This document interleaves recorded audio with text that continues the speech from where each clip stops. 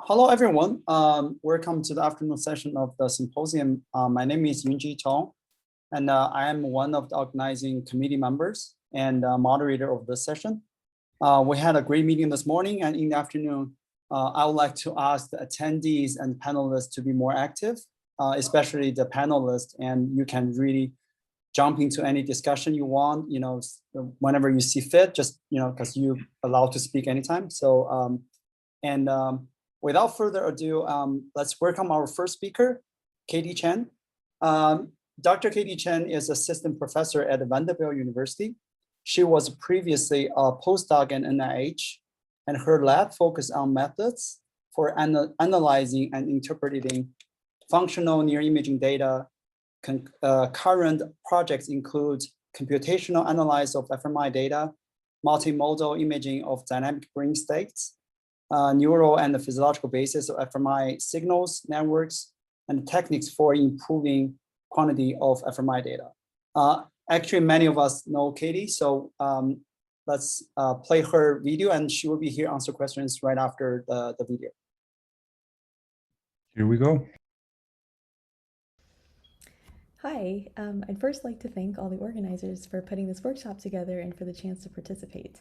In this talk, I'll be discussing peripheral physiology and bold fMRI signals. I'm going to discuss some motivation for studying peripheral physiology together with fMRI, relationships between some major physiological variables in fMRI signals. We'll discuss how physiological and neurally driven effects can co-vary in their bold responses. And throughout, I plan to illustrate ways in which physiological effects can be used either as signal or for denoising, depending on the goal of your study. And I believe that many of these ideas will touch on topics that will be expanded upon in later talks in this meeting. So bold fMRI captures dynamic changes in blood oxygenation across the brain, and this allows us to indirectly study neural activity through neurovascular coupling. Oftentimes we study the brain in isolation. However, we also know that the brain and body are closely interconnected and continuously influencing each other. So there are autonomic interactions that engage not only the brainstem, but also cortical networks. And we can also get systemic changes in bold signal in the brain that are driven by changes in blood pressure, heart rate, and breathing, for example. And these effects can modulate fMRI signals in ways that are not directly related to the local neural activity in a given region. So it can be very useful to have some indication of the body's physiological state when we are doing fMRI. So we can measure things like breathing, heart rate, skin conductance, and other peripheral signals during the scan. These measures can help us with disentangling various components of the bold signal, and relatedly are very helpful in interpreting ongoing changes in bold, as well as measures that we derive, such as functional connectivity. There's also a growing amount of work showing that physiological state is highly relevant to brain function. So importantly, even though physiological recordings are often used for denoising an fMRI, we don't always just want to discard physiological components as noise. So now let's focus in on cardiac and respiratory effects in fMRI. So respiration is often measured with a belt around the subject that expands and contracts during breathing. And EKG or pulse oximetry are common ways of measuring cardiac activity. In a PPG signal, for example, the timing of the pulse waves indicates the timing of heartbeats, and the amplitude of these waves over time also track variations in blood volume, which may be another useful autonomic measure. And there are actually a few distinct ways through which cardiac and respiratory processes influence fMRI. Some fMRI effects are synchronized with breathing and cardiac cycles. So each time a breath is taken or each time the heart beats, this can induce a corresponding deflection in fMRI data. But there are also other effects that involve low frequency changes in the rate and depth of breathing over time or in the heart rate, and these can affect bold signals through different mechanisms. So first, looking at cyclic effects, let's visualize these. So here's fMRI data that was collected with a very fast temporal resolution, so 100 milliseconds, at least fast enough to resolve these cycles in the data. So you can see these cardiac pulsations as well as some respiratory oscillations as well. And I think that the mechanisms behind these effects are going to be discussed in more detail in other lectures. But just briefly, the cardiac cycle can create pulsation of brain, especially around large vessels. And there's also movement of the brainstem and the CSF. And for respiration, one of the main effects comes from movement of the abdomen and of the organs in the chest during breathing. So even if your head is still, this movement of the body can cause changes in the static magnetic field of the brain, which can result in shifting of your image if you're using an EPI sequence, or blurring if you're using spiral. Temporally, these effects happen at the frequencies of the cardiac and respiratory cycles. However, they often appear at lower frequencies in our fMRI data when we're undersampling by using TRs like 1 or 2 seconds. Which is the case for most conventional fMRI acquisitions. So when these cycles are aliased, then they overlap with lower frequency bands that are often studied for task activation or resting state spontaneous activity, such as below 0.15 hertz. So actually one benefit to collecting fMRI at faster sampling rates is that it can help us resolve these cycles more clearly. However, even if you have data where these are aliased, there's still ways of trying to identify these effects, including retro-ICOR. In terms of the spatial distribution of these effects, cardiac cycle effects tend to be strongest near large arteries, and since respiration can cause shifting or blurring, then this tends to induce the largest changes around the edges of the brain and boundaries between tissue types. Here you may also notice that there's quite a lot of physiological variance in areas like the insula and the brainstem, so these effects may be particularly important to consider when you're studying these brain areas. In addition to looking at which areas are most affected, it's also quite interesting to track the propagation of these oscillations across the brain. So here, Tong et al. Used a pulse ox signal together with fast multiband fMRI data and showed that you can map the dynamic flow of the cardiac signal throughout the brain. One use of this information can be for denoising. So if you wanted, you could actually try to remove this from the data and see whether you get cleaner resting state networks. However, they also propose that it may be clinically useful, so maybe we can assess abnormalities in the vasculature, or maybe we can look at how these dynamics covary with different clinical symptoms. We can also imagine trying to examine certain biological processes, and in this example, lymphatic clearance was examined. So it's been suggested that cardiovascular pulsations may contribute to driving motion of the CSF and supporting waste clearance from the brain.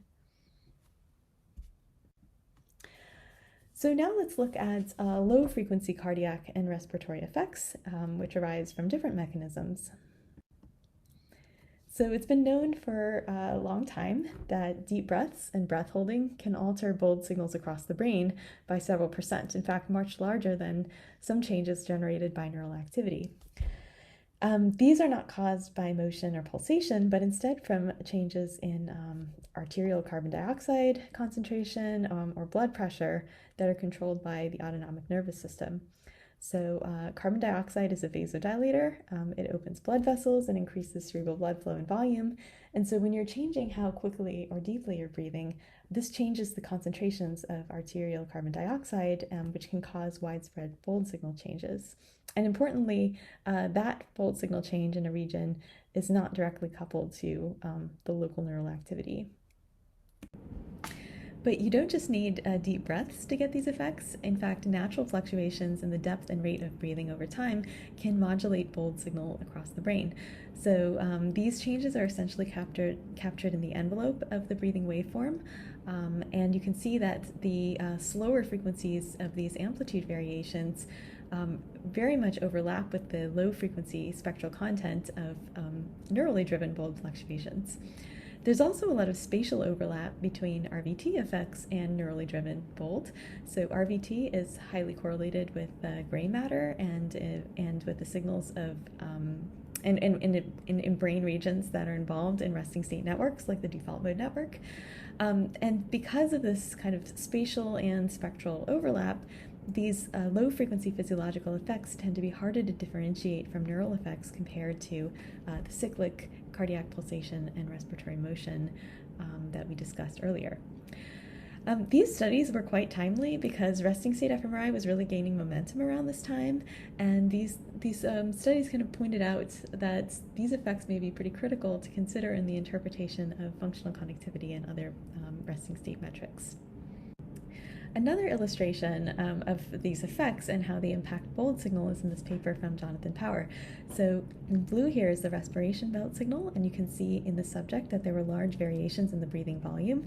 And you can see that there are corresponding deviations in the signals across fMRI voxels. So what's shown here is each voxel corresponds to a row, and that row is the time course of that voxel. And you can also see that in the whole brain average fMRI signal, which is up here. So I think that this figure also illustrates the value of recording measures like breathing. So if we did not know about these respiratory changes, then it could be tempting to attribute this to some kind of global brain synchronization event. And indeed, this is actually an important consideration when we're starting to move toward time-resolved or dynamic measures of activity and functional connectivity. So if you can imagine like sliding a window of time across your data and looking at how functional connectivity is changing over time, if you have time windows that contain a deep breath, then they may manifest in strong correlations across the brain, not necessarily because there's strong cortical interactions, but rather because of a common effective respiration across much of the brain. So how exactly can we model the influence of these low-frequency breathing effects on the bold signal? It turns out it's not as straightforward as taking a correlation between the two waveforms. And to illustrate this is kind of an extreme example, but here's some data from one of my scans where I noticed that the subject was taking these deep, sharp, deep breaths. And as you can see, an increase in the RVT signal doesn't just produce an instantaneous change in fMRI, but instead it really shows this delayed negative dip. So it was proposed by Rasmus Bern that the relationship between RV, or RVT as sometimes called, and fMRI is well modeled by a convolution between RV and a respiration response function that looks like this. And this is kind of similar to the idea of how we would convolve a stimulus waveform with a hemodynamic response before regressing it against the bold signal. And indeed, the convolution gives a better fit to the data. A similar notion can be used for modeling the effects of heart rate on fMRI. So we also can derive a cardiac response function. And if we convolve the slow variations in heart rate over time with this cardiac response function, then that produces a better match to the fMRI signal than if we were to just kind of directly compare the heart rate itself. So overall, an important goal has been, how can we find good models that map between these measured physiological signals and fMRI? And if we can succeed in producing good models, then we're better able to disentangle specific parts of our fMRI signals that can arise from these various effects. And then we can target those components specifically as either signal or noise rather than mixing those together in our analyses. So the response functions that we just looked at are modeling a relationship between physiology and fMRI on average, but we might suspect that there can be spatial variation across the brain in terms of how a change in heart rate or in breathing affects fMRI signals. So this was a study where we examined the structure of these dynamic responses across the brain, and the approach we took here was to fit response functions voxel-wise and then cluster brain areas that share similar responses. And what you can see here is, in the case where we derive 4 clusters, these clusters tend to follow very organized spatial patterns. They even look a little bit like resting state networks. But down here you can see the respiration response functions that are associated with these different groups of voxels. We can also kind of repeat this at different granularities of clustering, and we also get very reliable responses if we compare two groups of subjects, which are the solid and dotted lines here. So one thing that this set of results suggests is that there may be reliable signatures or reliable dynamics that happen in response to changes in breathing, which differ across different brain regions, and therefore maybe the relationship between respiration and fMRI is not well captured by a single regressor. And another thing you can see is another interesting finding, I think, is the overlap with the resting state networks. And in fact, this kind of observation has been made in other studies as well. So here it was found that bold signals in the brain were closely coupled with the peripheral hemodynamic responses recorded at the fingertip using optical mirrors. And the timing delays were different across the brain, and you can track these propagating waves and notice that it results in highly organized patterns. And you can see different resting state networks coming in at different phase lags. So this kind of presents the question of whether resting state networks are to some extent driven by correlated vascular responses, and the study showed that it's possible to recover structured resting state networks based purely on the time lags to peripheral hemodynamics. These network structures in simulated data match very well what you get from the actual data. But I think that importantly, the findings of the last few studies I showed don't suggest that resting state networks are 100% vascular. So there's actually a lot of evidence that there is a neural component to resting state networks, including work in using intracranial electrophysiology. But rather, they may be both neural and vascular contribution to these structured patterns. So this study presented cognitive and sensory tasks to evoke neural activity. And in the same scan, the subject also was breathing a CO2 to evoke vascular response, but with a different time course than that of the task. And when they analyzed the data, they found it was possible to identify pairs of networks that are spatially very similar to one another, but temporally distinct, with one of them tracking the task design and the other one tracking the vascular response. And so what this suggested is that it's perhaps a very interesting and beneficial thing for the brain to have an alignment between vascular networks and neuronal networks.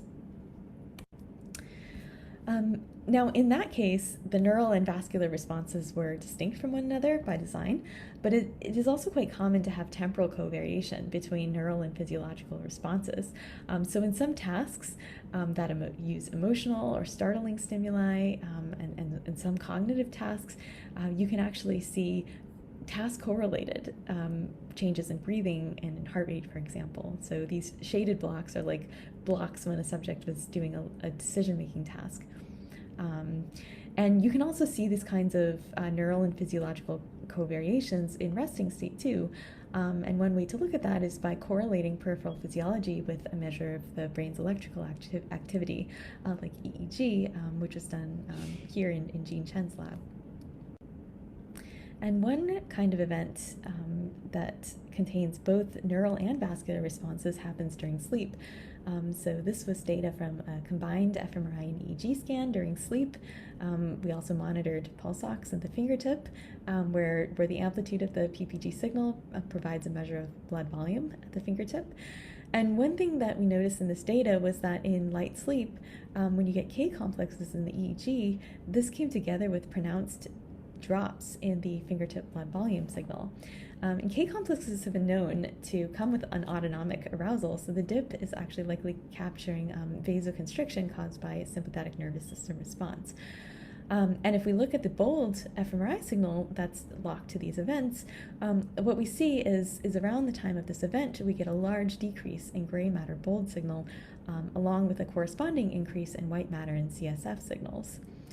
So what is the origin of these global changes in bold? Well, given that there's an EEG correlate, part of it could certainly be of neural origin, but since there's also an autonomic response, that could be causing brain vascular changes, in particular since the PL vasculature is innervated by the sympathetic nervous system. And this constriction of PL vessels may lead to widespread bold signal changes. This study and related work is also starting to indicate that this mechanism may also be present during wake, at a resting state, and we've also been looking at tasks.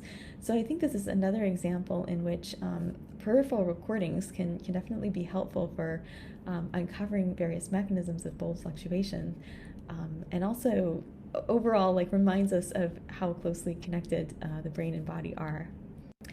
In fact, although I've mainly focused on how physiological changes generate non-neural vascular responses in fMRI, it's important to keep in mind that the brain is involved in the modulation of physiological processes to begin with.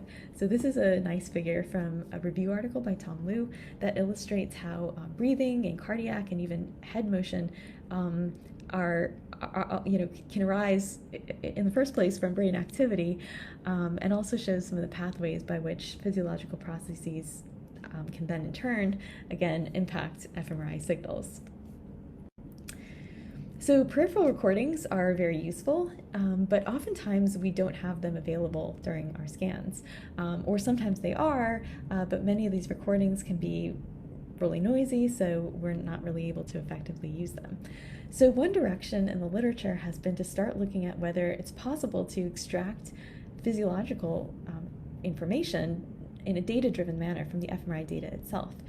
And then we can use that resulting information as for denoising or for sources of information about brain-body interactions. Several previous studies have focused on reconstructing cyclic respiratory and cardiac effects using slice timing differences, between slices, or fast fMRI acquisitions. And in a complementary line of work, here we were looking at whether we can decode directly the low-frequency respiratory and heart rate variations from fMRI data. So in other words, can we take a bold fMRI data set as input, and can we output a continuous prediction of respiratory volume and heart rate that would match what we could derive from recorded peripheral data? This is work by Jorge and Rosa in our lab. So our initial studies used linear models and convolutional neural networks, and these are various single subject examples of predicted versus recorded low frequency respiratory variation. And more recently, we've turned to other deep learning architectures and are also trying to see if models trained on resting state data can generalize to other task conditions. And here we were using HCP data. So we hope that this kind of work can be used to enrich the many existing data sets that lack physiological recordings, and provide useful information about dynamic physiological states. So I've shown a number of examples so far of how peripheral measures can be used as signal, not just as noise. This is another one that points to interesting links with emotion and personality traits. So here it was found that low frequency fluctuations in pulse amplitude preceded some low frequency fluctuations in resting state networks, and that the amount of synchrony between these peripheral autonomic measures and brain networks was associated with more positive personality and emotional characteristics. So the brain-body covariation may be something else we can look to as for important markers of individual differences in behavior. So I think that some of the main take-home points here are that, firstly, the combination of peripheral physiology and fMRI can be a valuable source of information, such as for the study of brain physiology and brain-body interactions, and in both health and disease. And given that there are many complex interactions between peripheral physiology and bold fMRI, recording physio data and developing good models for the effects can help us to better interpret ongoing fMRI signals and ultimately lead to clearer inferences in our studies. And finally, the brain and body are so closely connected, and it's becoming more clear that we should study the brain in the context of physiological states and look at those interactions. And thanks very much for your attention. Thank you, Catie. Okay, so we do have some questions. First, a question from attendees, and which is basic question. If in a design we had a baseline and we always contrasted against this baseline, would physiological signal still be an issue? Or is this more a resting state fMRI experiment related issue? Yeah, well, I think that unfortunately, even during tasks, you can get a lot of covariation between your physiological responses and the task design. So even if so I've seen some people, like breathe in basically a block design that's following the task. And it's very interesting because you wouldn't expect that like some tasks might cause a physiological response. We even had a task recently that was like a tiny tone presented every once in a while, and you got a really reliable cardiac deflection, like respiratory, like deep breath. And so, yeah, if you were to do an event-related response, you would still see that. So I think that it is important in task data as well, although it's not as widely, I think, considered in task data, and maybe just because it kind of like became a thing people started to use more in resting state, like adding physiological regressors. But I think definitely interesting for tasks as well. We have another question. Actually, it's from Ahmed. Is the distribution of cyclical cardiac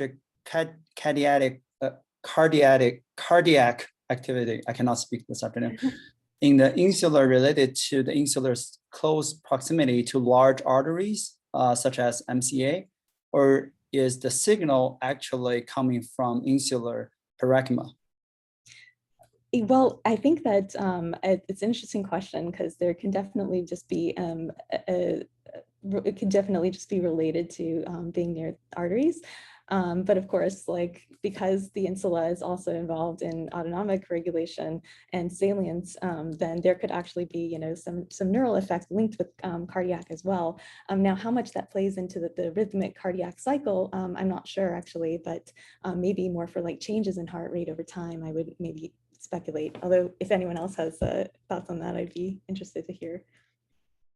Yeah, as I said, any panelist wants to jump in, feel free to unmute yourself and start talking. Actually, follow this question. I do have another question from myself.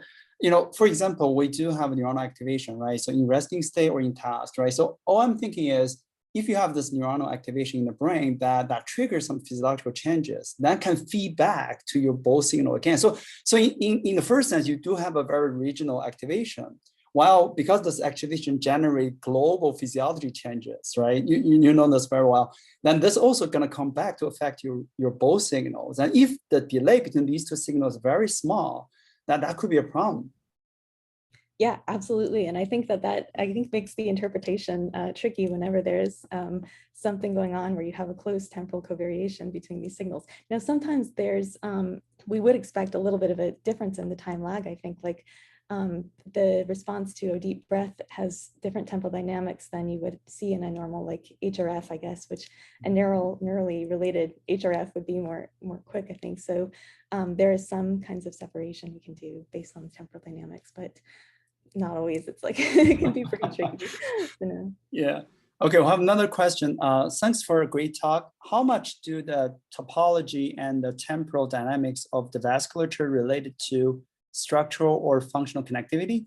For example, do anatomical connected brain regions tend to receive blood oxygen at more similar time than anatomically disconnected ones?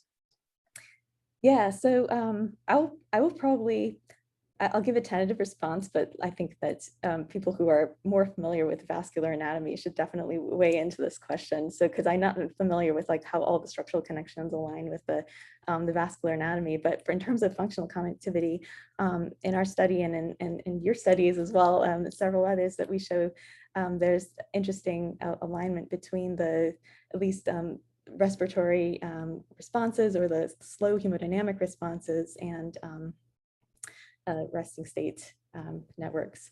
And I think that also Molly's study that I mentioned points to like very interesting connection in the spatial distribution of these patterns that may be a useful biological property of the brain.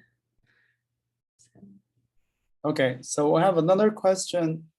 Thank you for the great talk. Does brain periphery synchrony tell us something in addition to or different from the correlation between both and the personality emotion measures? Is it something that we need to be mindful of or always something to correct? Well, there I think that it's not necessarily that we need to correct for it. I think that it's an interesting avenue of investigation to see whether these brain-body synchrony measures actually do have a relation to some kind of personality trait.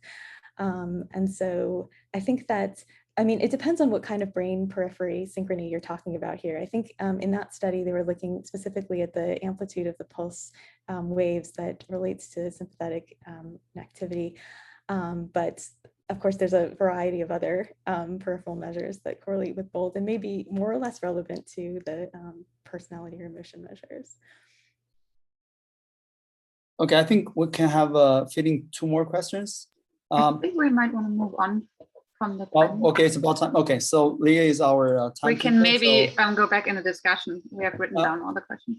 Yeah, as Ahmed mentioned this morning, and all the questions hopefully will be addressed by our speakers. We'll forward these questions to the speaker and we'll publish their answers to the website, or you'll get an email about their answers to these questions.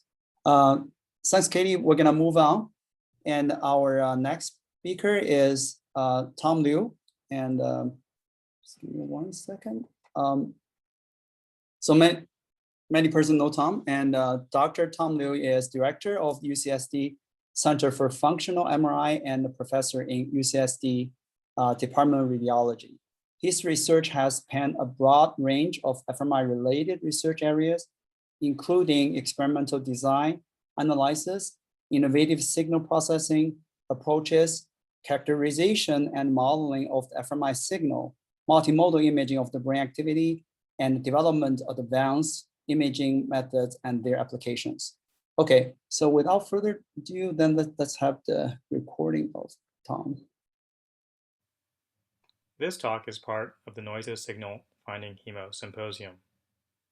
I'll be going over some basic concepts on the biophysical basis of fMRI noise that I hope you'll find useful as background for the subsequent lectures in the symposium. Since the first demonstration in humans in 1992, fMRI has become the predominant approach for the non-invasive characterization of brain activity. Within a year of these initial studies, Weisskopf and colleagues pointed out in 1993 that noise-like components in the fMRI signal were partly due to physiological sources, in particular, strong fluctuations related to cardiac pulsations. Building upon that initial observation, the characterization of fMRI noise has greatly expanded and continues to this day as an active area of research. In this talk, I will review a number of key concepts that are important for understanding the mechanisms underlying fMRI noise. We will start by reviewing some basic characteristics of the bold signal. In fMRI studies, we are typically interested in variations in the bold signal referent to some baseline condition. Shown here in green, we have the baseline signal decaying with an effective transverse relaxation rate of R2 star B and measured at echo time TE. In the activation signal shown in red, the relaxation rate R2 star A has decreased, such that the signal at echo time TE has increased. If we look at the normalized change in the bold signal, we will find that to first order, it is the product of the echo time and the change in R2 star. In the next few slides, we'll take a closer look at the factors that contribute to R2 star. To understand R2 star in the context of fMRI, it's useful to recall that each hemoglobin molecule contains 4 heme groups, each of which has an iron atom. In the lungs, oxygen binds to these iron atoms, shielding them from the surrounding environment. In the brain, as oxygen is released to support cerebral metabolism, iron atoms are exposed, and the resulting form is referred to as deoxyhemoglobin. The exposed iron atoms perturb the local magnetic environment, causing spins to precess at different frequencies and dephase over time. This dephasing leads to decay in the transverse MRI signal. As a result, the effective transverse relaxation rate is proportional to the total amount of deoxyhemoglobin. This in turn is proportional to cerebral blood volume and the concentration of deoxyhemoglobin raised to a power of approximately 1.5. The concentration of venous deoxyhemoglobin is given by the ratio of CMRO2, which is the cerebral metabolic rate of oxygen, and CBF, which is cerebral blood flow. An increase in CBF carries more oxygen to the capillary beds, and thus will tend to decrease the deoxyhemoglobin concentration. In contrast, an increase in CMRO2 means that more oxygen is being used by the brain, and therefore the deoxyhemoglobin concentration will increase. Putting all the elements together, we have that R2 star due to deoxyhemoglobin is proportional to the cerebral blood volume, and the ratio of CMRO2 and CBF raised to the power beta. Although understanding is still incomplete, the current working picture is that changes in neuroactivity lead to changes in both CMRO2 and CBF.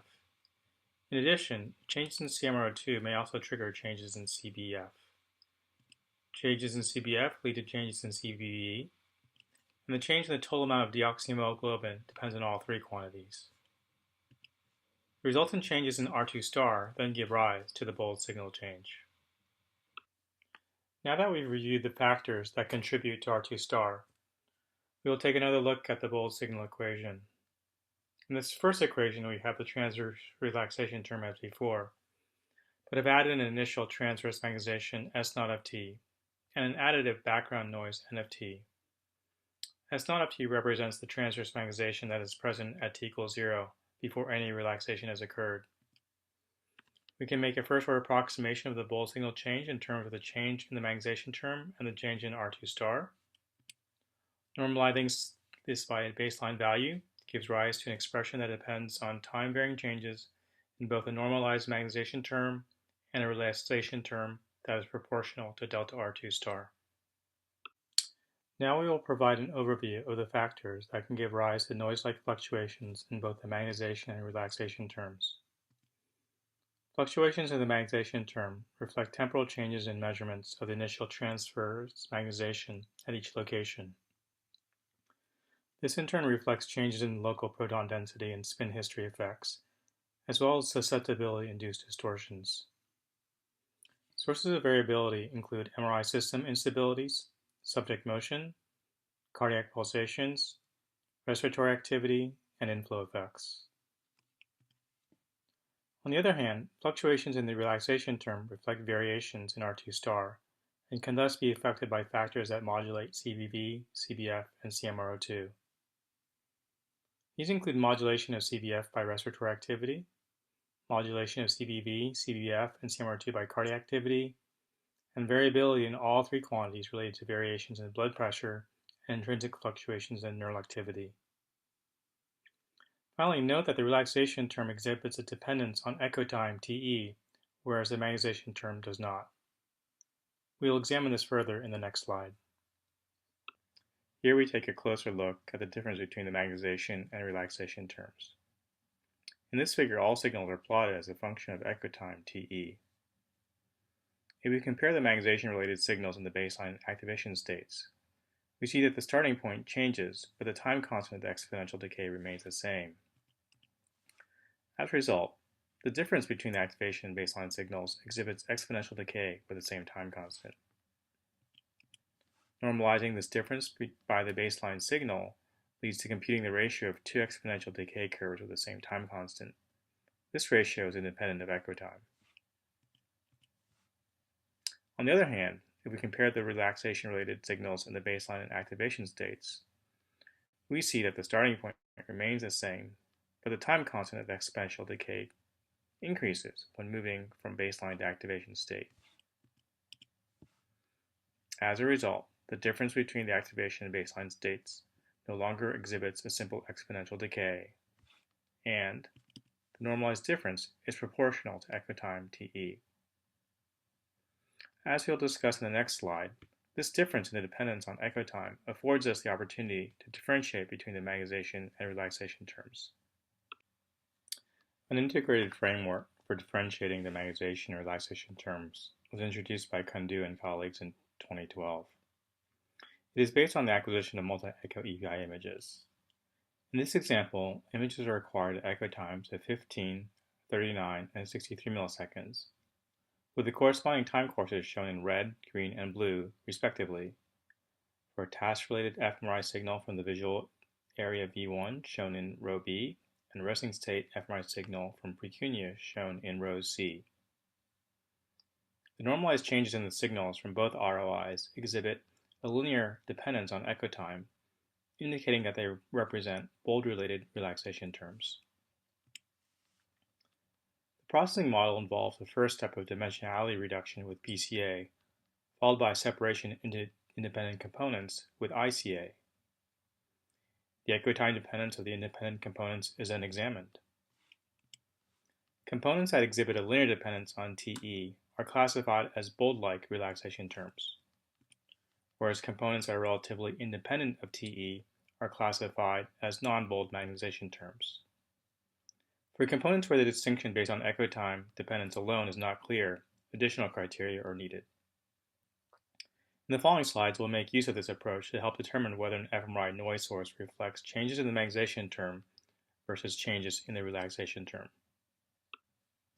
Subject motion is one of the primary sources of noise in fMRI time series. Although the use of image registration methods is a standard pre-processing step, it's long been observed that residual artifacts remain even after the application of image registration. These residual artifacts reflect limitations in the ability to realign images, especially in the presence of large movements, spin history effects, and time-varying image distortion due to motion through inhomogeneous magnetic fields. These effects are expected to primarily manifest as changes in the magnetization term. The top row here shows the motion traces from a subject with relatively little motion on the left and one with a substantial motion on the right. Summary motion metrics, FD and DVARs, are shown in the second and third rows, where the vertical scales on the right span a much greater range to account for the increased motion. In the bottom row, the multi-echo ICA approach was used to compute the DVARs metrics associated with relaxation terms indicated as high kappa and magnetization terms indicated as low kappa. The magnetization terms show much greater agreement with the motion seen in the raw data, supporting our expectation that motion primarily affects the magnetization term. Multiband acquisitions are now a standard part of many fMRI protocols and offer higher temporal resolution as compared to single-band acquisitions. However, they may exhibit increased motion sensitivity due to the aggressive use of parallel imaging, as well as greater spin history effects with the shorter TRs that are used. These are some examples of multiband artifacts that were first identified with ICA applied to single-echo multiband EPI acquisitions. In later work, Olofsson and others used multi-echo multiband EPI acquisitions and the multi-echo ICA approach to show that these multiband artifacts primarily reflect perturbations of the magnetization term. Even a casual inspection of fMRI data quickly reveals the widespread presence of low-frequency drifts in the data. The nature of these drifts can vary considerably even between neighboring voxels. Although the mechanisms are not fully understood, potential sources include MRI system drifts, slowly varying displacement of the head, and low-frequency changes in physiology. Using the multi-echo ICA approach, Evans and colleagues were able to provide evidence suggesting that a significant portion of the low-frequency drifts can be attributed to changes in the non-bold magnetization term.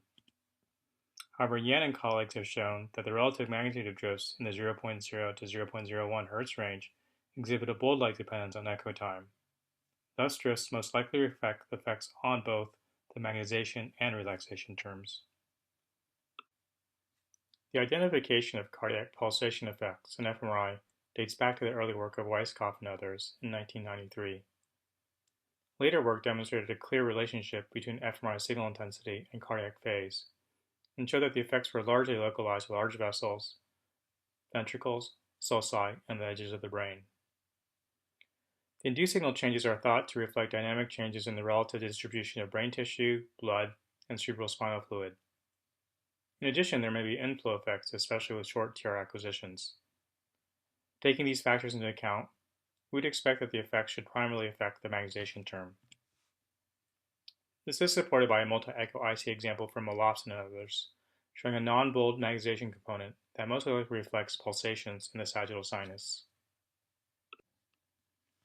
Another type of magnetization term artifact occurs from an interesting interaction between respiration and the EPI image acquisition process. When we breathe in and out, the volume of air in our thoracic cavity changes, and this causes time-varying perturbations of the magnetic field. These magnetic field changes lead to changes in the frequency of precession of spins in the brain. For an EPI acquisition, these frequency changes manifest as shifts in shading of the image that are most pronounced along the phase encode direction.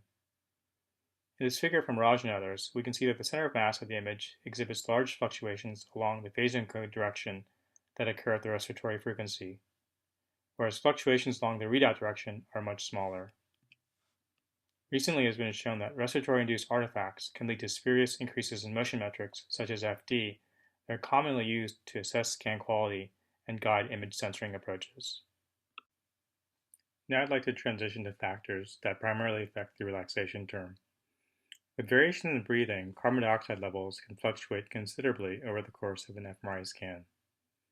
Wise and colleagues demonstrate that the fluctuations in end-tidal CO2 were strongly correlated with fluctuations in the bold signal across multiple brain regions. As carbon dioxide is a potent vasodilator, it's thought that fluctuations in CO2 lead to fluctuations in cerebral blood flow, which in turn modulate levels of deoxyhemoglobin and the bold signal. Thus, the observed changes are thought to act primarily through the relaxation term. Because of the additional equipment and setup that is required, most fMRI studies do not monitor end-tidal CO2 levels. However, it is fairly straightforward to monitor respiratory activity with equipment and software that is standard on most MRI systems. Using a measure of respiratory activity referred to as respiration volume per time, or RVT, Byrne and colleagues found that the depth of inspiration, indicated here by the blue envelope, was related to fluctuations in the bold signal. The fluctuations are considerably reduced when the subject is asked to maintain a relatively constant depth of inspiration. In subsequent work, Byrne and others went on to demonstrate that the fit between RVT and the bold signal is greatly improved when the RVT signal is convolved with the respiration response function, which is obtained as the average response to a single deep breath. Chang and Glover later demonstrated that the filtered RVT signal is strongly coordinated with measures of end-tidal CO2, indicating that a significant portion of the respiratory effect is mediated through its effects on CO2. In addition, other mechanisms reflecting respiration-related change in thoracic pressure and baroreceptor regulation may also modulate CBF and give rise to changes in the bold signal. Up to now, we have focused on a picture in which respiratory-related changes are considered to be the primary driver of the associated bold signal changes. However, a study by Yuan and others suggests that additional explanations may need to be considered. In this study, the authors used simultaneous EG-fMRI measures to assess the dynamic relationship between global field power, referred to as GFP, RVT, and bold fluctuations. They found that GFP and RVT were significantly correlated, and that the changes in GFP led to changes in RVT. Time-lag versions of GFP and RVT were both correlated with the bold signal across multiple brain regions. Interestingly, the authors found that the effects were significant when the subjects had their eyes closed, but not when the subjects had their eyes open. These findings suggest that under some conditions, fluctuations thought to be due to respiratory activity may actually reflect underlying neuronal activity that drives both respiratory activity and bold signal fluctuations. The need to reconsider the neuronal causes of artifacts is also pointed out in a study by Zhang and others, where they compared a group of subjects who exhibited low average motion to a group with high average motion. After censoring time points such that both groups exhibited the same average levels of motion, they found that the high motion group exhibited greater functional connectivity between nodes of the default mode network.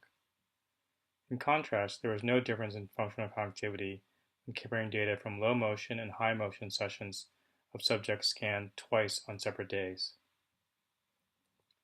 These findings suggest that there may be neuronal precursors to motion that may be obscured when motion-related bold signal changes are simply considered to be confounds.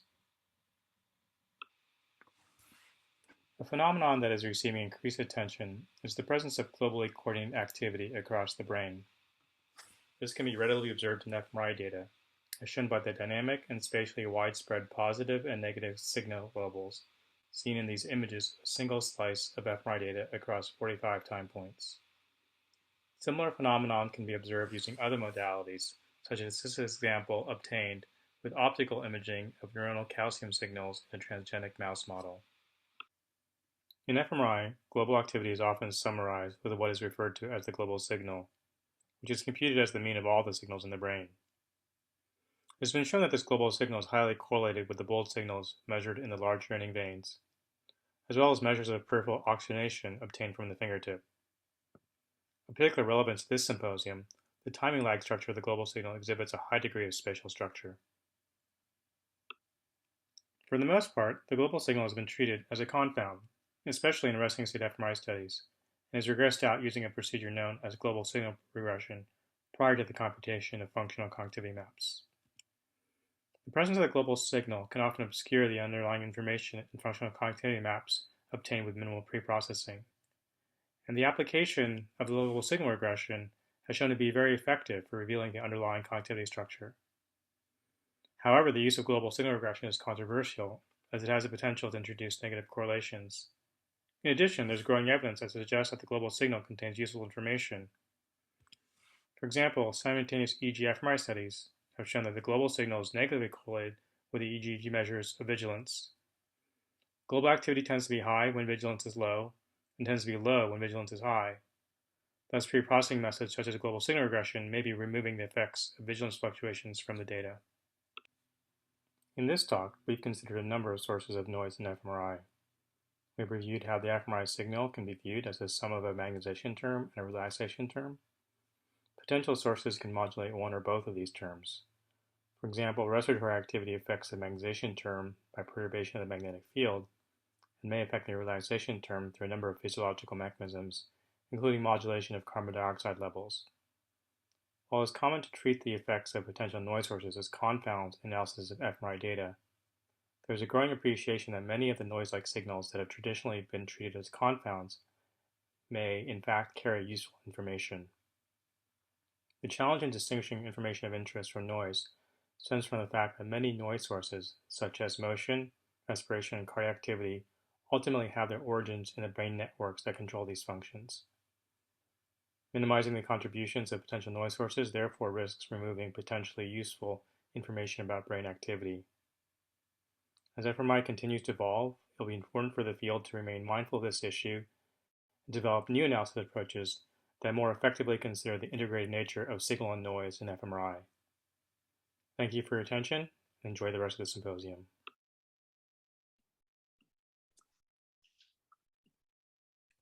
Thank you, Tom. We have several questions. Before that, I want to mention this. Want me to remind everybody, we will have a live discussion at the end of the my talk. I will give the last talk. So at the end of my talk, we'll have a live discussion. So we're gonna address your question again. You can ask your question again. So don't leave, and we'll have live discussion. So that's just. So the first question came from Ben. Given Catie Chang's results, should we not be measuring expired O2 as well as expired CO2? A nasal cannula isn't terribly invasive, but one does still need breathing gas apparatus, of course. Yeah, I think in general, we should probably be measuring a lot more than we are measuring. But the O2 results are really very striking, and we're going to have to understand that some more. I think getting a little maybe to what Catie was referring to in terms of the body-mind integration. I think the general problem with MRI is, we measure the brain, but the brain is there to control the body. And, we measure things like respiration and cardiac, but there's all these micro motions that go on that are probably incredibly important. It's becoming known in the animal literature, when you look at resting state fluctuations, primarily it's driven by all these little micro motions, right, that the animals are doing, and humans in a scanner are probably doing the same thing. So I do think that if possible, we should just be measuring a lot more of what the body is doing. I do have another question for myself. Tom, so I'm very interested in the breathing, the magnetization effect of breathing, right? So does that have any special patterns on your brain though? Well, the literature tends to show that it's that effect tends to be mostly edge related because of the effect on the image distortion. But there can be subtle shading effects as well, because depending on what the B naught looks like, it can both distort and cause image shading effects. So I think it probably varies a lot from subject to subject and even scan to scan, would be my guess. It's something that I'm not aware of. It could probably be studied more, like all of these things, but to first order, that would be the main effects. So Ben raised his hand. So go ahead, Ben.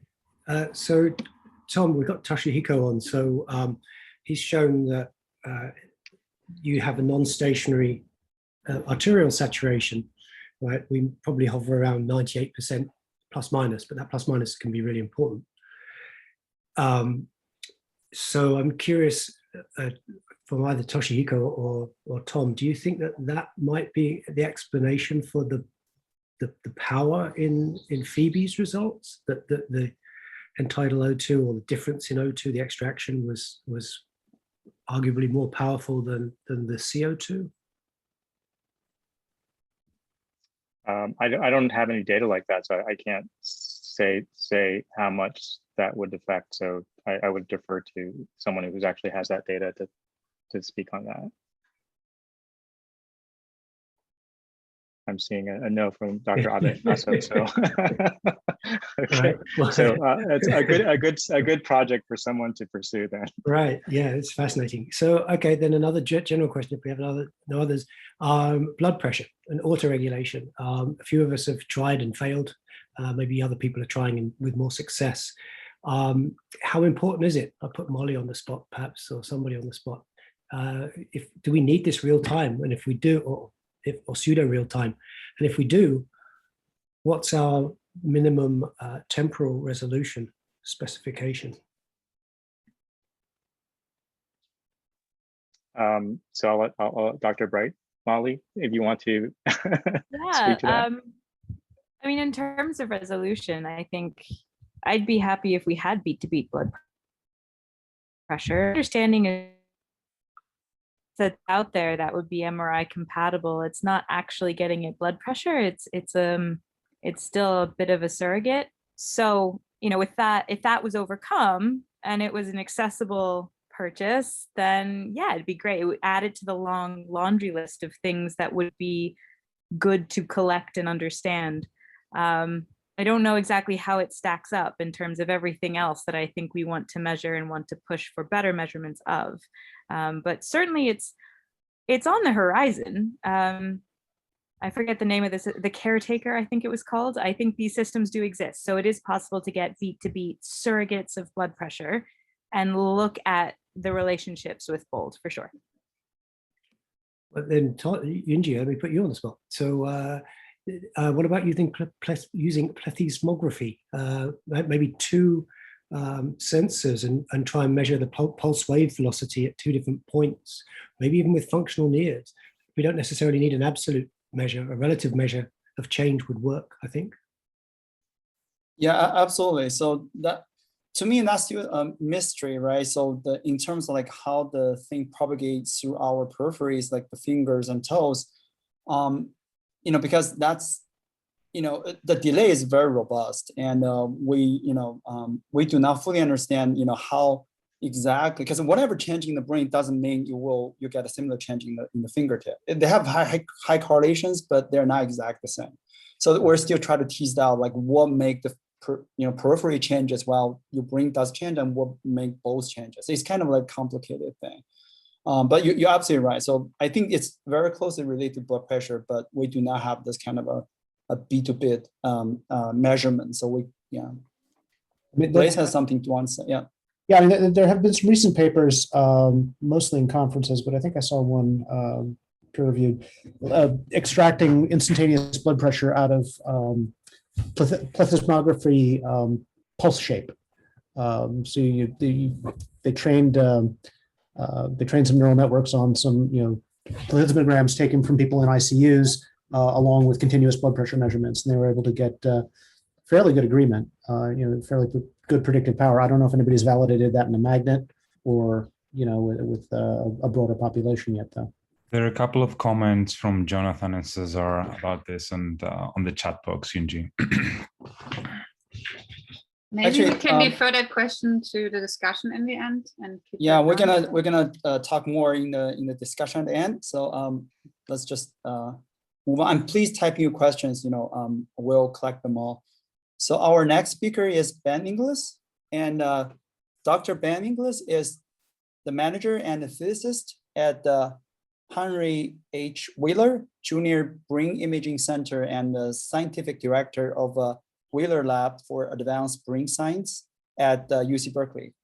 Originally trained in the chemistry, he moved to NMR imaging and spectroscopy during his PhD at the University of London.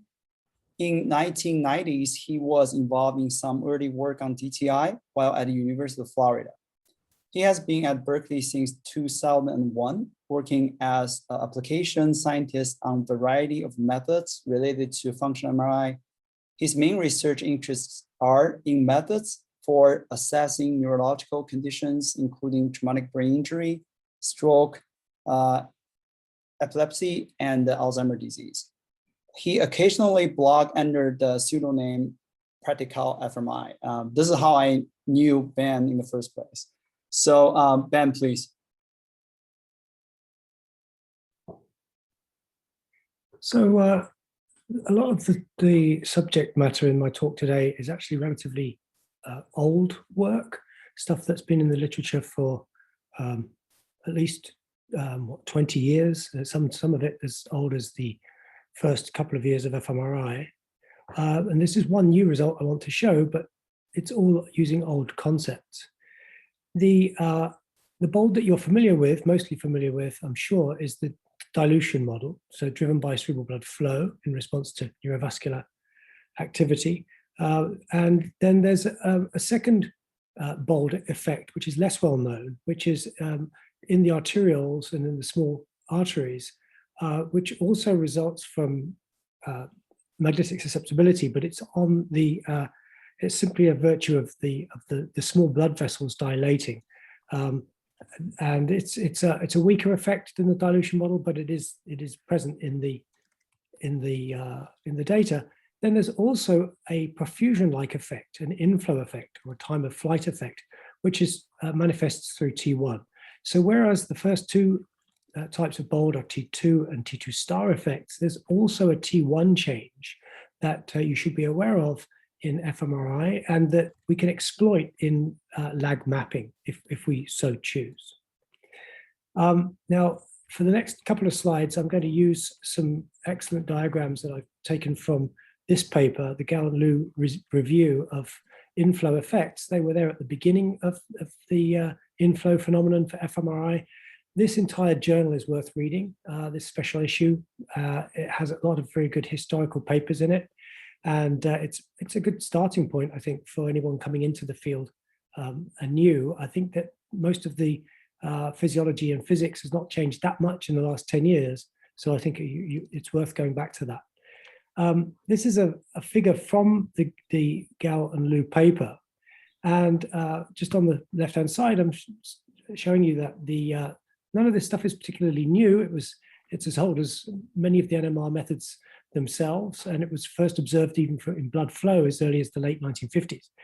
In terms of fMRI, the inflow phenomenon was characterized by Jeff Dunn and Jens Fram in the early 90s, right at the same time as perfusion development, ASL methods were being developed. So these all happened in synchrony.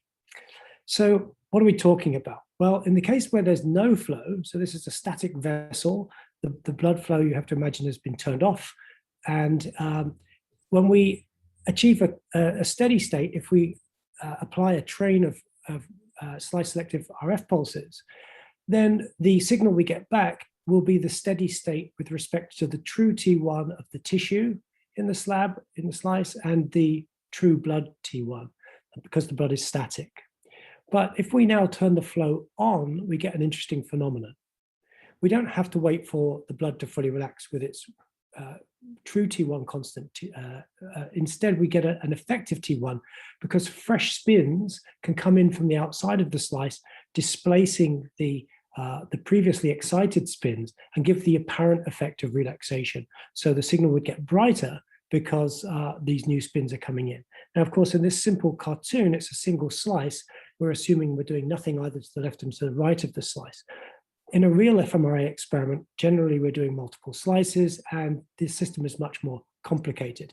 Any spatial as well as temporal parameter will tend to affect what we see in terms of inflow. So the slice thickness, the distance between slices, obviously the orientation of the slice with respect to vessels, all of these, and of course the blood flow, the velocity V, all of these come into play in determining what we will see at any point in an image as a result of inflow.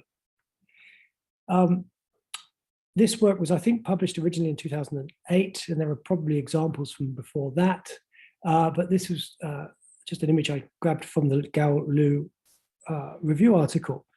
And you'll see that in a fairly boring, typical visual stimulation experiment, pretty common back in the early days of fMRI, there are a few different big differences that we can see simply by virtue of changing the excitation flip angle. All the other parameters are held constant. First of all, we see that the blob size gets a little bit bigger as we go from 30 to 60 to 90 degrees. And that's because two things are happening. If we look at panel D, two things are happening in synchrony. In the first instance, the large flip angles, where by large I mean at the Ernst angle or greater, you'll see a bigger peak in the response. I won't call it bold response because it's bold plus inflow, and also the time to that peak is a little bit earlier than in a low flip angle case, around about half a second to a second earlier. And that's because the low flip angle case is essentially pure bold weighted. So it's mostly venous draining vein T2 star contrast. Whereas when we turn up the flip angle at or above the Ernst angle, we start to introduce a much more arterial characteristic into the activation map at the same time. So we have arterial plus venous character in this representation. And because the arterial blood responds more quickly earlier than the dilution of the venous deoxyhemoglobin, we see that in the activation maps. Also, we see a bigger response because we are summing the inflow effect and the bold T2 star effect, and they go in the same direction. They augment each other. Some other work that looked at the effects of flip angle was about a decade ago now from Peter Mandatini's group. And they did something that we used to do pretty much by default back in the early 2000s, which was use a small flip angle. And what they're showing is that you get these sort of parabolic curves for the true signal to noise in an image when you change the flip angle from about 10 degrees up to about 90 or even over 90 degrees.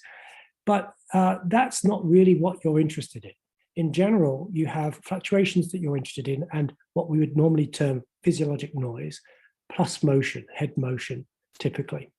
And what they found was what we kind of sort of knew already in the early 1990s, which is that you don't really gain very much by turning the flip angle up beyond a small number. All you really do is augment the physiologic noise and the motion sensitivity. The bold contrast is invariant to the flip angle, and that's what's shown by these flat sections. We're really not getting very much out of turning up the flip angle, except things that we might not be interested in. So low flip angles in general are favored. And so this is one of the reasons why we might want to consider inflow as its own separate phenomenon, separate from bold. So let's look at some real data. This is a simple experiment with relatively conventional parameters for a multi-slice EPI, not multi-band, just multi-slice, 3.5 millimeter cubic voxels, descending slices. So this is an axial prescription from the top of the head down, a 5-minute resting state run, 150 volumes with a TR of 2000. There are two conditions back to back, either a low flip angle, 20 degrees, or a high flip angle, 65 degrees. I'll note that the Ernst angle for gray matter would be around 75 degrees. So we're not quite at the Ernst angle, but it's still a very large flip angle compared to the low flip angle condition.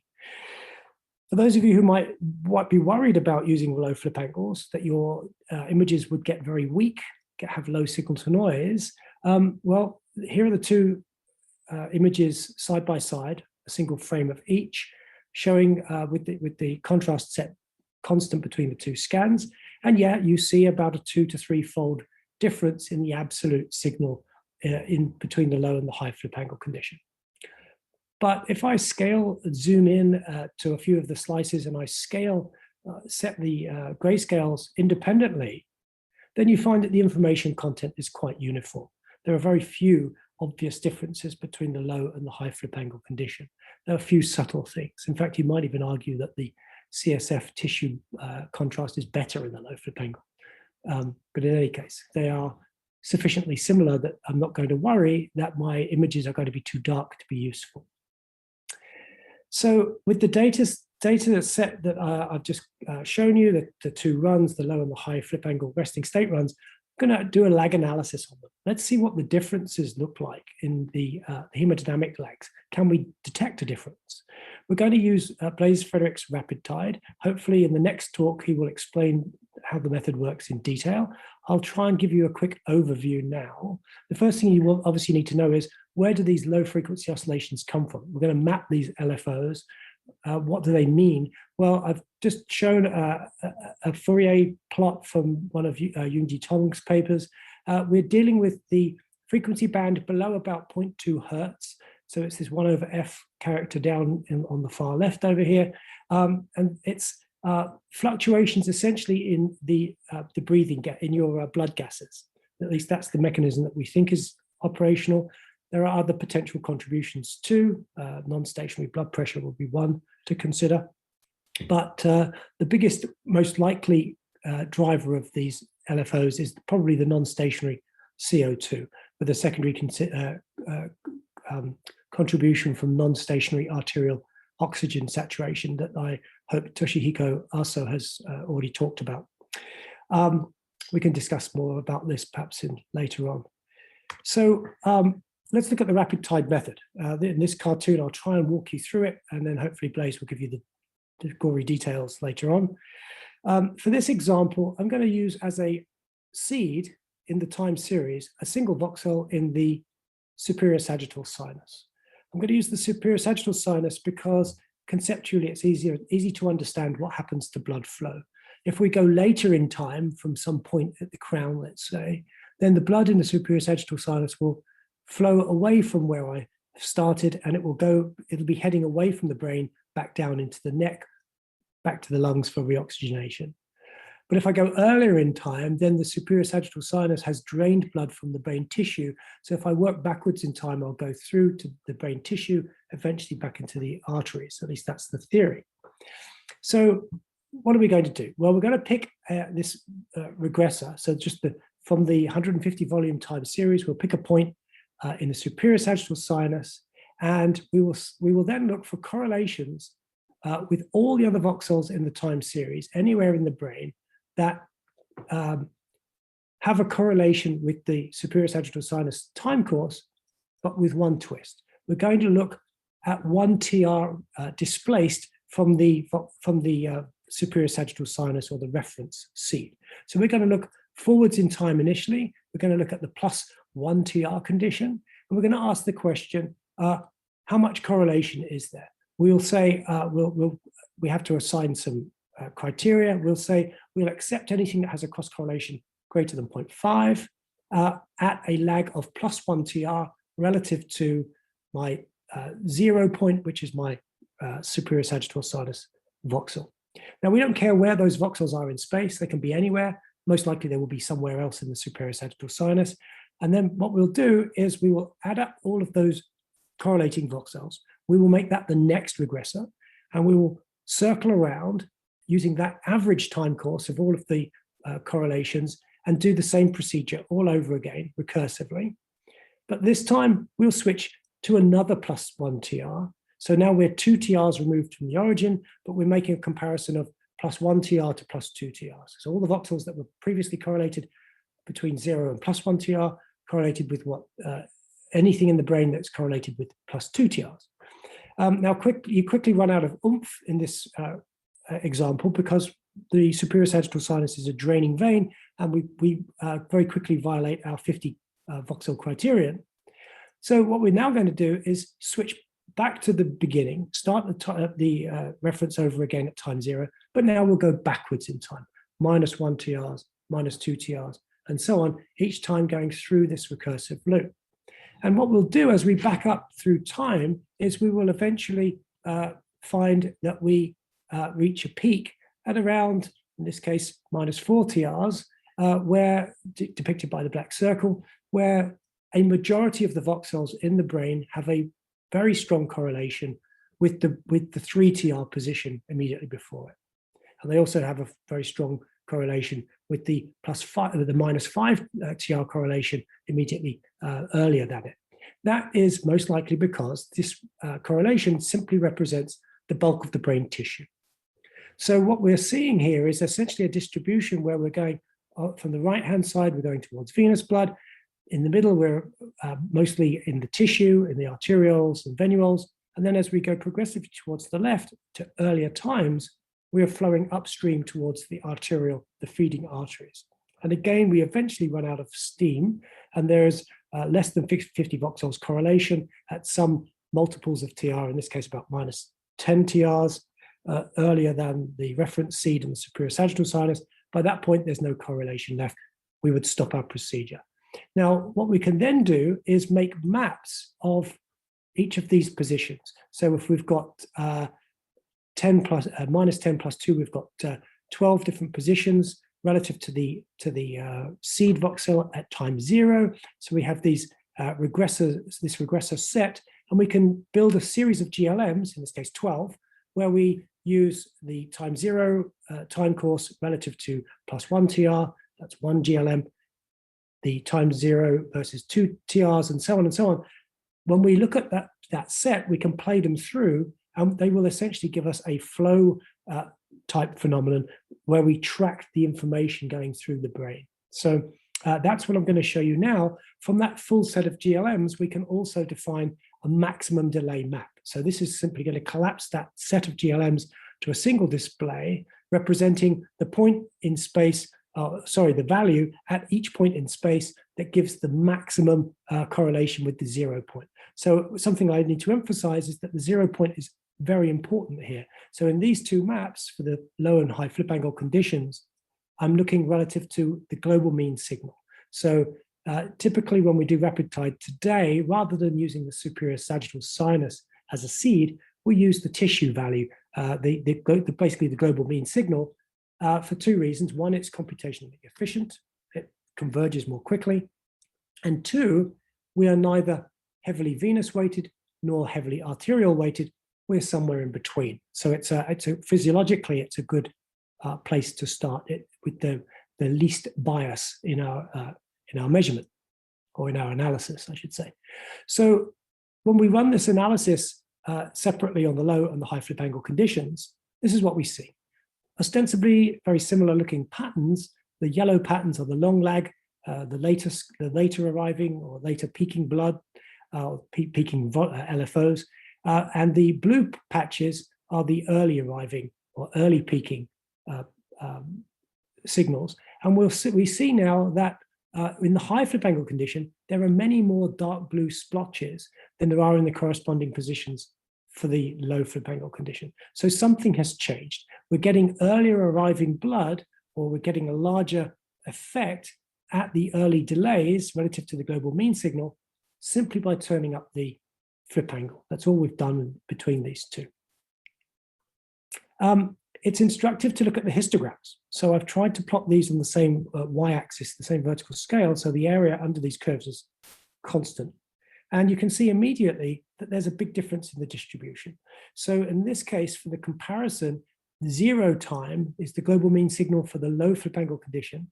And I've kept the 0 common between these two. And you can see immediately that this middle green bar down here on the lower panel has shifted by about -1 second. So by turning up the flip angle, the global mean has already shifted itself by about 1 second between the low and the high flip angle condition. And we also have some other features. There's clearly a big peak at about -2 to 2.5 seconds. And there's another little shoulder here at about +3 seconds. This early arriving peak with a large number of voxels at about -2 or -3 seconds is almost certainly going to be arterial blood. So we've enhanced the inflow effect, and that's allowed us to pick up or to detect lags on the arterial side with more prominence than in the low flip angle condition. One thing I didn't mention is that inflow effects are not arterial or venous, they are flow effects. Now we tend to see more inflow on the arterial side, but that's because of the asymmetry in the blood supply. The blood is going up into the head, and we tend to always have RF pulses across the head. So the venous blood is almost always being tagged more than the arterial blood that's coming up from the neck. But we can see inflow effect on the venous side, and my suspicion is that this shoulder at about +3 seconds is an accentuation of the large draining veins. This is also an inflow effect, if you like, an outflowing inflow effect. This is just the high flip angle condition. It's just I've changed the color scale.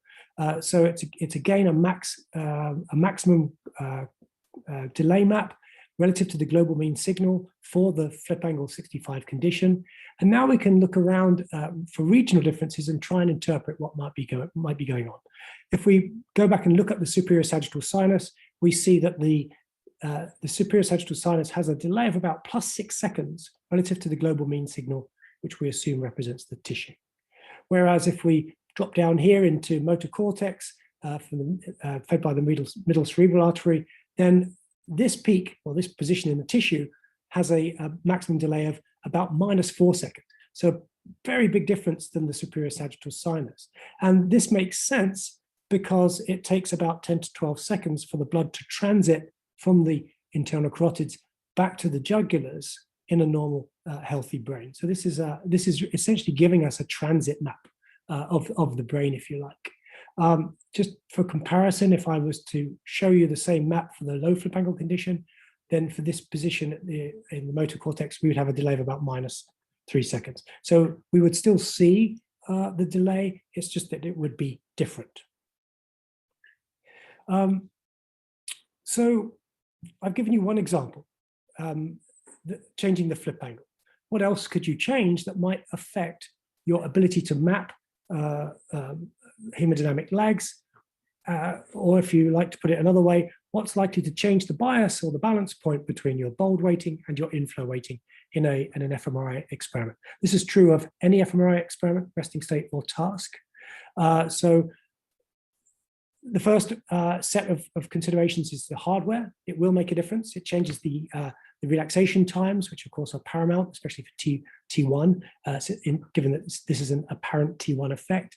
But even the head coil will make a difference. If you're using a restricted head coil, a head-only array at 7 Tesla, you will get a different inflow effect than with a body gradient a body RF coil at 3 Tesla. Also, perhaps a difference between parallel transmit and no parallel transmit. That's something I've been pondering recently. So if you're going to compare your old Siemens Trio data to a Siemens Prisma, then bear in mind, even for the same subjects with ostensibly the same parameters, you may get a slightly different result, something for you to look at. TE is on its own. It's really a bold parameter only, but the TR and the flip angle in white are, I consider as a pair, because they really together determine the apparent T1 effect. And then last but by no means least, all of the spatial parameters that define your voxel dimensions, the slice order, whether you're going descending or if you're interleaving, and of course, whether you're using a simultaneous multi-slice experiment. All of these spatial parameters will be affected by the blood flow to some extent and will give you a slight difference in the inflow that you will see in your final result. So given that, especially with the SMS, there's a great tendency in going from regular EPI to SMS to change many parameters simultaneously. The voxel size often gets smaller, TR gets shorter, TE may get shorter or longer depending.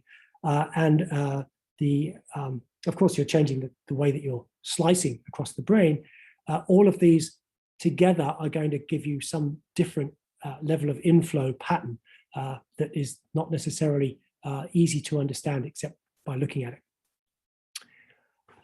So in summary, just for single shot gradient echo EPI, as far as we are concerned as practitioners, the inflow weighting is primarily determined by the TR and the flip angle.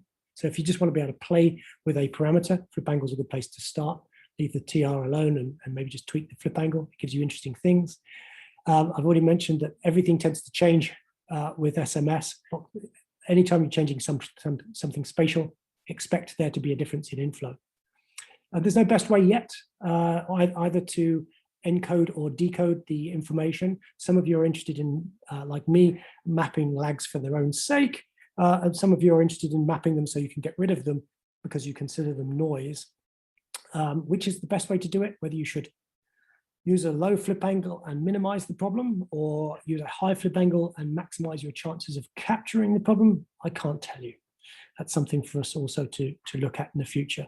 And just a final note about other sequences, if you're doing some other kind of fMRI like vaso, there should also still be the opportunity to do lag mapping, except that of course you're going to be very heavily biased, perhaps exclusively biased to the arterial side. You're not going to have much a bold contrast, hopefully, on the venous side. So you should still be able to at least do sort of arterial transit mapping.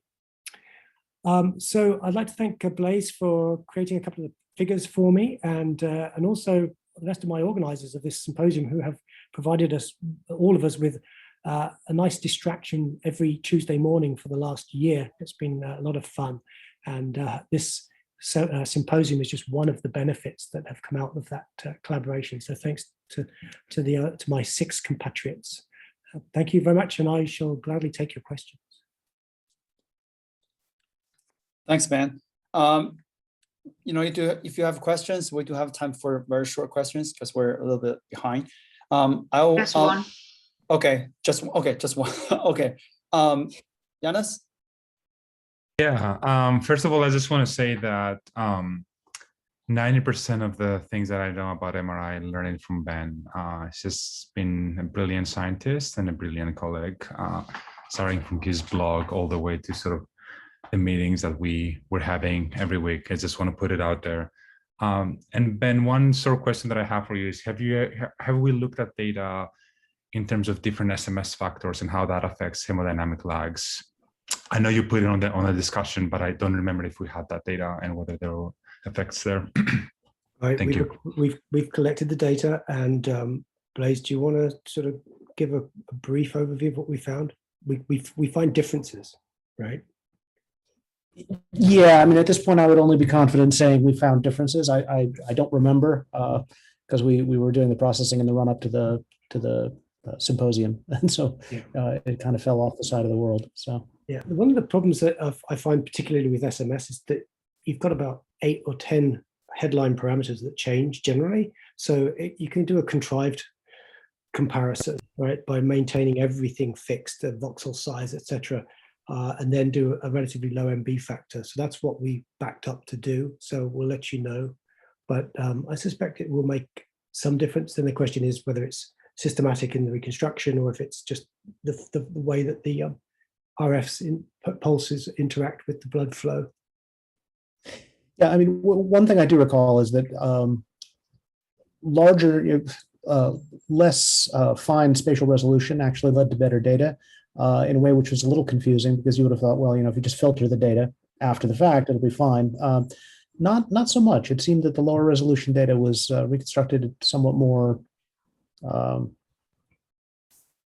consistently. So yeah, and it can be partial effects for sure. And then I guess another effect is the flip angle, which we sort of backed up to do the most basic things, because generally when you go short TR, nobody, not even I, get as aggressive as the small flip angles that Xavier Gonzalez Castillo recommended. I think he's down at like 9. I get to 20 and then I start to get speedballs. So okay, we'll have some questions at the end. So let's move on. So our next speaker is Blaise Frederick, and Dr. Blaise Frederick is associate professor in psychiatry, Harvard Medical School, and a biophysicist at the McLean Hospital. He's also director of technical and instrumentation core at the McLean Hospital Brain Imaging Center. He received a BS in physics from Yale University and a PhD in biophysics from University of California at Berkeley. His training is in MR physics. He is the director of the McLean Optomagnetic Group, simply called OMG. And his research is focused on developing multimodal acquisition and the processing strategies for hemodynamic quantitation and the physiological denoise of both data. He wrote, maintained the open source Reptile software suite. And on my personal note, and Blaise was my mentor when I was working at the McKinney Hospital. And he's been my mentor and my friend since then. So please, Blaise. Okay, so now we're going to have a change of pace. We're going to talk, instead of physiology or things about the actual brain, we're going to talk about methods of measuring time delay. The purpose of this talk is to sort of give a sense of what's involved in doing time delay estimation measurements, what kind of gotchas you're going to run into, and how you might address these various problems. I can show you some solutions that I've come up with. These are not necessarily optimal, but they do work to some extent, and I'll just sort of let you know one way of approaching this. So I'll be talking about rapid tide in particular, because that's what I'm most familiar with, but these are generally applicable principles. So what are we trying to do here? We're trying to characterize global blood-borne non-neuronal signals in the brain. So we want to know, what do they look like, where do they go, when do they get there, and how big are they? So in answer to the question, what do they look like, that depends on whether you're looking at endogenous fluctuations or exogenous fluctuations that you've put into the data. So first off, there are naturally occurring low-frequency variations in oxy-deoxyhemoglobin concentration, and this is generally thought of in the band of 0.009 to 0.15 hertz. The exact definition of this band is every author has a slightly different definition. I've seen it go up to 0.2 hertz, although that sometimes includes respirations. You might want to do that, might not want to do that. Well, and it goes slightly below, but this is a good sort of intermediate value that we've been using for several years. And this leads to these endogenous fluctuations show up as what are called low frequency oscillations that you see in fMRI and fNIRS data. And the reason these are important is because they account for something like 50% of the bulk signal variance in the gray matter in band, which is, and unfortunately, this band is the band where you expect to see neuronal hemodynamic responses to neuronal activation. So it's important that you figure out a way to deal with them, either modeling and removing them, or just averaging until they go away. So where do they come from? We don't actually know the answer to that question. I mean, we actually have several answers, and because biology is never one thing or another thing, it's probably some combination of all of these things. I mean, there's vasomotion, there's propagation of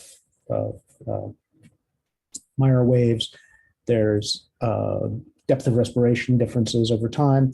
I've even seen evidence that the global mean signal affected by gastric motility. Doesn't really matter for the purposes of this discussion, because what we're looking for are signals that originate in the periphery. We know this because we see them everywhere. And we also know that they seem to appear first in the brain, in the internal carotid. So that implies that they're coming through the blood vessels to get into the brain. Now, this is distinct from exogenous fluctuations. You can impose variations in the oxy-deoxyhemoglobin concentration with breathing paradigms, gas challenges, and closed loop interventions, such as the use of a respirator, something like that. And that's nice because you can get much larger and much more controlled effects. You can get exactly the timing and amplitude that you want. And getting bulk signal changes on the order of 20 to 30% are fairly easily achieved using these manipulations. I'm going to be focusing on the endogenous signals, but all of these processing techniques will work for both. Okay, so where do these signals go? And basically the answer is everywhere. We've seen them everywhere we've looked. We've looked in the fingertip, toe, cheek, tongue, earlobes, and all over the brain. We originally saw these in the brain in a concurrent fNIRS fMRI data experiment. But then we started looking all over the place, and we found that we could record them everywhere, and we found that there were time delays between them at the different locations. And we're talking about the low frequency variation here. And that's important because that gives us a method to look at blood flow. And so you see in the lower right-hand corner here, we've got this fingertip versus the global mean. So even the nearest recording in the fingertip looks very much like the global mean signal in the head. So that shows you that this gets into the brain. But of course, there is a delay between about 3 seconds. So if the signal's all over with different time delays, then if we can measure these time delays, then we can figure out when the blood gets to these locations, because these signals are carried by the blood. As far as we can tell, we've tried very hard to establish that is true, and we've also tried to establish that is false and failed. So that's good. That's not to say that all signals that move through the brain are moving with the blood. People have talked about slow neuronal waves of activation. That's not what we're talking about here, and we've tried in our our measurements. We try to figure out ways to reject those, and we really are looking for global signals all over the brain. So these are some combination of oxygenation and volume fluctuations, and these are the volume fluctuations are probably caused by transient changes in PaCO2 in the blood. As the blood moves through the brain, it will dilate the vessels as it goes by if the CO2 is changing. That will have its own temporal response, but we're going to ignore that for the time being. We're just looking at when does the effect of the signal get to different parts of the brain. We refer to these moving signal as systemic low frequency oscillations, and this is to distinguish it from low frequency oscillations that may be due to neuronal activity or something like that. Okay, so we expect to see these signals fairly easily in the brain because blood oxygenation volume changes affect the bold signal, and the brain is very highly perfused. So anything that affects blood is probably going to show up in the brain. So if we make maps of the arrival time of these SLFO perturbations, we're going to be able to tell when blood arrives at the various places, because that's how we believe the signal is carried through the brain. And if you make if you can make maps of the time delay and the strength of the signal, you can use those directly, for instance, cerebral hemodynamics, because they can tell you a lot about normal and pathological circulation. Or you can use these delays to generate single voxel regressors and then sort of optimally regress out this low frequency signal in order to see the neuronal activation that may or may not be what you care about. Okay, so we've talked about finding these signals initially using NIRS in the fingertip or whatever. But if you don't have NIRS data, that's okay. And because, as we say, because the signal is global, because it shows up everywhere in the body, it shows up in the brain, and it shows up, the signal is large in the brain and is correlated with the finger, so therefore you should be able to get it out of the brain. So you can do worse than starting in a large blood vessel. You could go into superior sagittal sinus, you can go to the anterior carotid, or you can just average over the entire brain, because in people with healthy circulation, the entire transit time through the brain is under 10 seconds. And so a very low frequency signal like this, over a range of delays, is going to sum up to be pretty much itself. It'll be a little blurred out, but it's not a terrible starting point. Then once you are into this procedure, you can actually refine it using a technique that I'll show at the end of the talk. Okay, so how do I estimate time delays? Well, in the examples that I showed before, comparing the finger and the toe, you can just line up the peaks by eye, measure it with a ruler, and you're done. That doesn't work very well for noisy data or for if you have tens of thousands of voxels. So more generally, what you want to do is you want to calculate what we call a similarity function, which measures the degree to which one signal looks like another signal. And then you do that over a range of different time delays, and wherever there's a maximum, that tells you where they're most lined up. So correlation and mutual information are two ways of measuring similarity. They each have their advantages and disadvantages. Correlation has a lot of advantages, so that's what we use for the most part. Okay, so I'm talking specifically here about the cross correlation. So correlation is the degree to which a pair of variables is linearly related. Fortunately for us, bold is basically a linear phenomenon. It's linear with blood oxygenation. It's linear with blood volume for the most part. So as these signals cruise through the brain, we see them. They add to whatever other activity we might see there. They don't multiply or anything weird like that.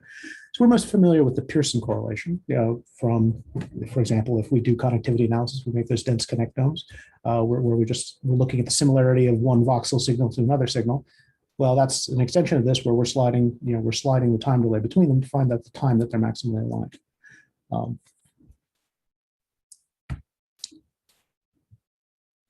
Okay, so correlation is nice for a number of reasons. One of them is that the correlation coefficient is very easy to interpret. If you properly normalize your correlation, which is easy, you find that it has a very clear interpretation of the values. If you have a R value, which is the correlation coefficient of 1, the signals are identical. If it's -1, they're identical but different in sign. If it's 0, the signals are completely unrelated.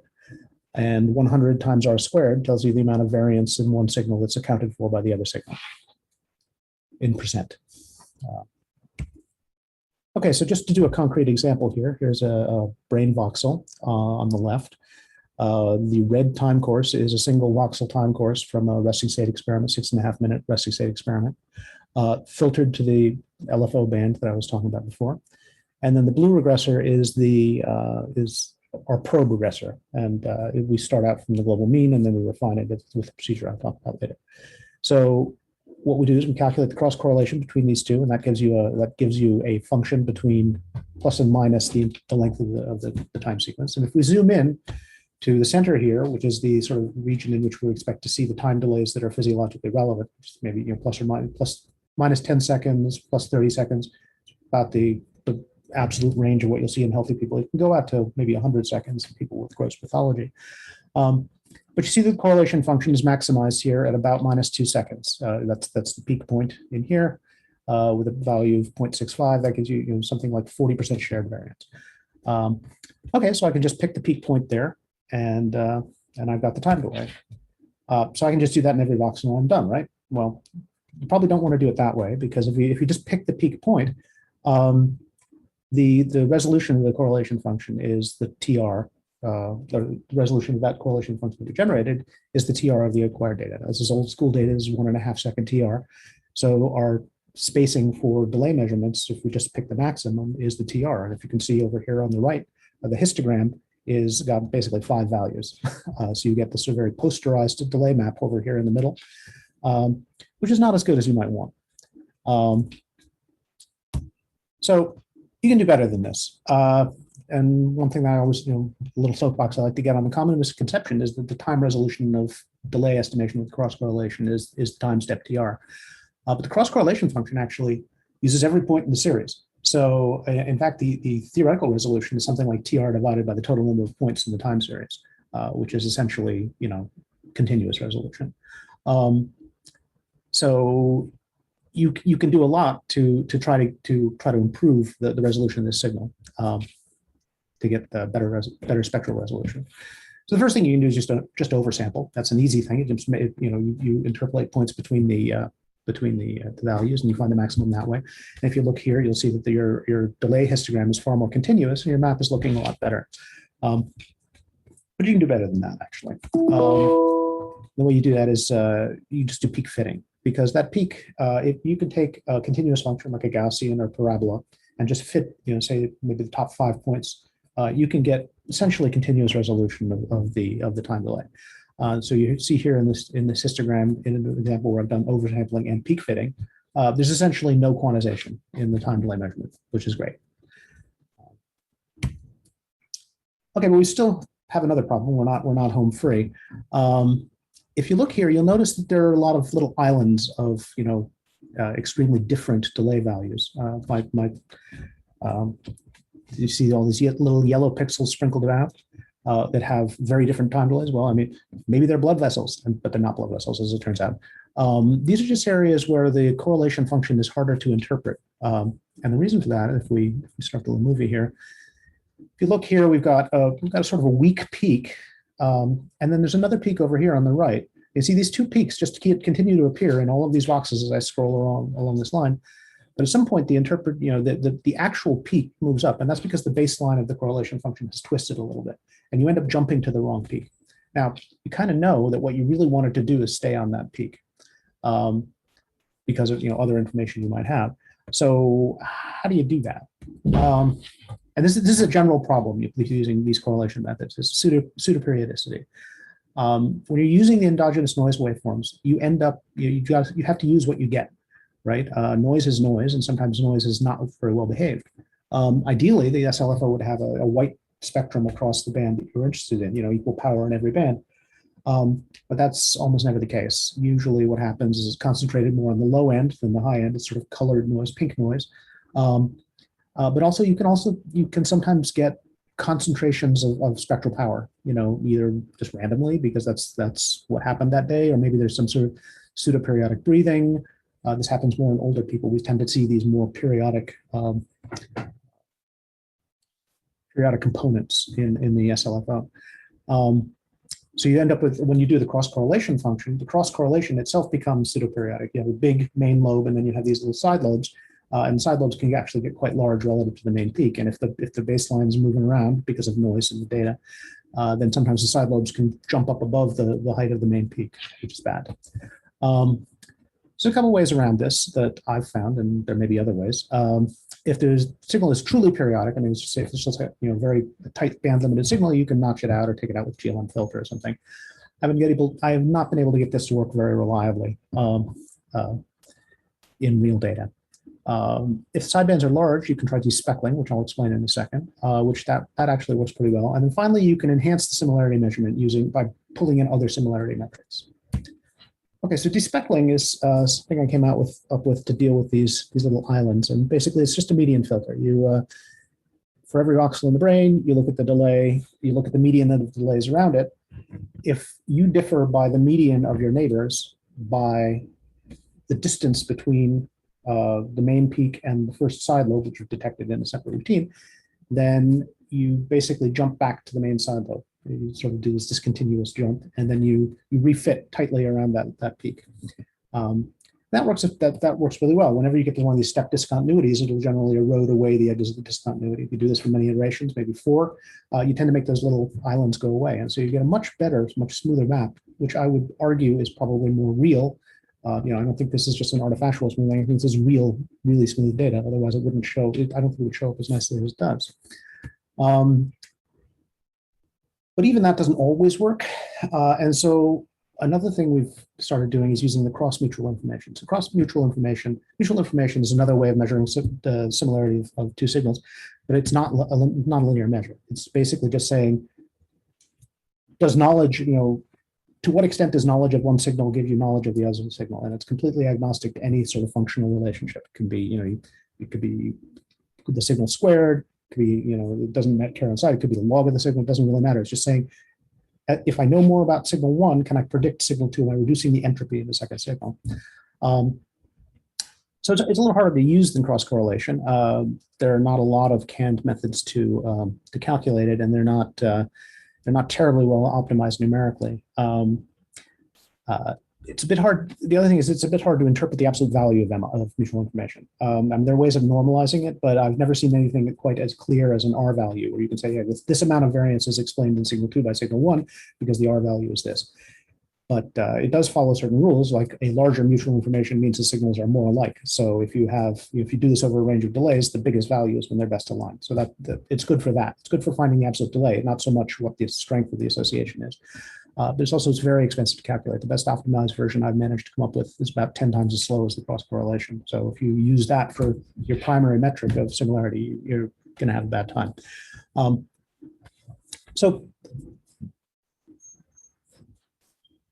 We've adopted a hybrid similarity function. When what we do here is we just calculate the cross correlation as normal, and if you have multiple peaks, you also then calculate the mutual information at each of the peaks, and then you just pick the peak that has the largest mutual information. Well, that's nice because it goes basically as fast as a cross correlation, but it's more accurate, and you tend to make these little islands go away, which is good. It doesn't mean it's the best solution, but it's a solution that works pretty well.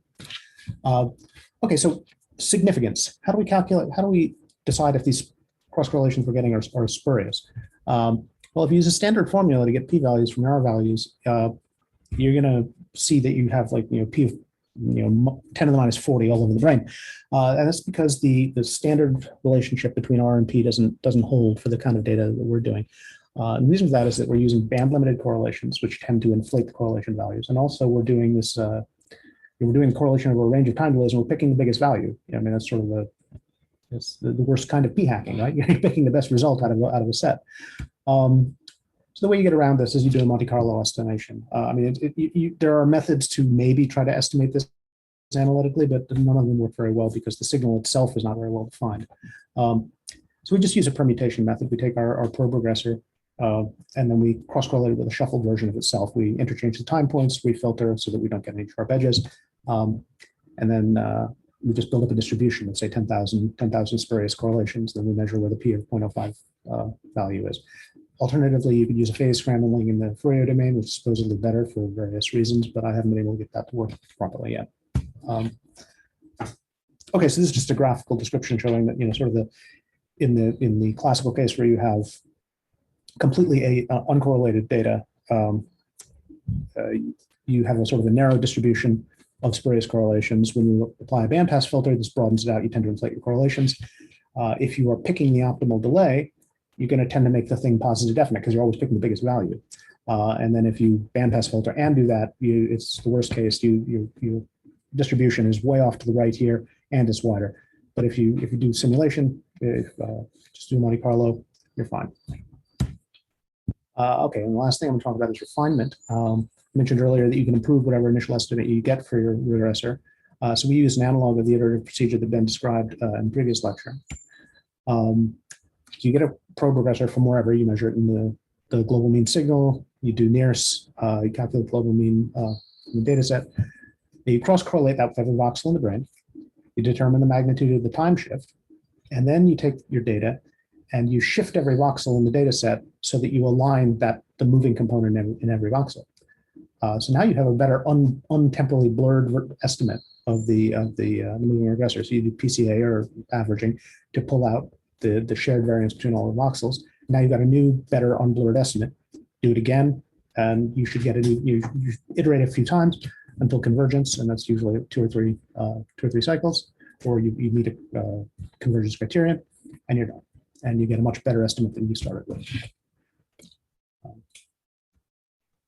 Yeah, in subjects with severe pathology, even normal agents can actually be a little more difficult because the global mean tends to be a little weirder in older people because you may have vascular territories, or over the years you've built up what we call vascular personality. Some of your delays are longer in some vascular territories than others. So your distribution is not this nice peaked Gaussian, but it may be multiple lumps over a wide range of delays. So you might want to restrict it to some particular region of the brain. Okay, so this just brings up outstanding issues. There are a couple things that we have never really resolved. I mean, and I just, these are things if you want to think about this, think about great ways to fix it and tell me, that'd be great. Correlation ambiguities, the notch filtering with speckling and hybrid similarity, those are kind of hacks. They're heuristic. They work pretty well, but I'm not super comfortable with them. So if there's a better way to deal with that, I would love to see it. Where do you get your initial probe regressor? As I say, with healthy normal controls, you just take the global mean and it's great. As people get more and more complicated circulation, that becomes harder and harder to, sometimes you get these really weird distributions of initial values that can make your regressor pseudo-periodic by making multiple copies of it itself. So it would be nice to have a sort of a standard way of picking out a regressor that you could trust every time. The last one is, what is zero time? We always have these graphed along we show this histogram of time delays. These are all, I always just set the mode of the distribution to be zero because there isn't any single point in the brain that I can reliably say this is time zero. It'd be nice to have a little more insight into what to pick for that. Finally, if you think you can help with any of these problems, I'd love to hear it. I'm always happy to nerd out about cerebral hemodynamics and delay calculations. I've tried to make RapidTide have enough command line options that you can make it do almost anything. You can change the behavior radically just by changing command line options, but it is open source. So if you want to just dig into the code and change things that way, go for it. And if coding isn't your thing, but you think that RapidTide needs to change in some way, open an issue on GitHub. And I'd be very happy to look into seeing what I could do to make maybe implement a fix. So in the end, I'd like to thank all of my co-organizers for this seminar. The discussions we have had over the last year kept me sane during COVID. Also want to thank my collaborators, McLean, at other institutions, and of course, all the people in my group. Thank you. Thanks, Blaise.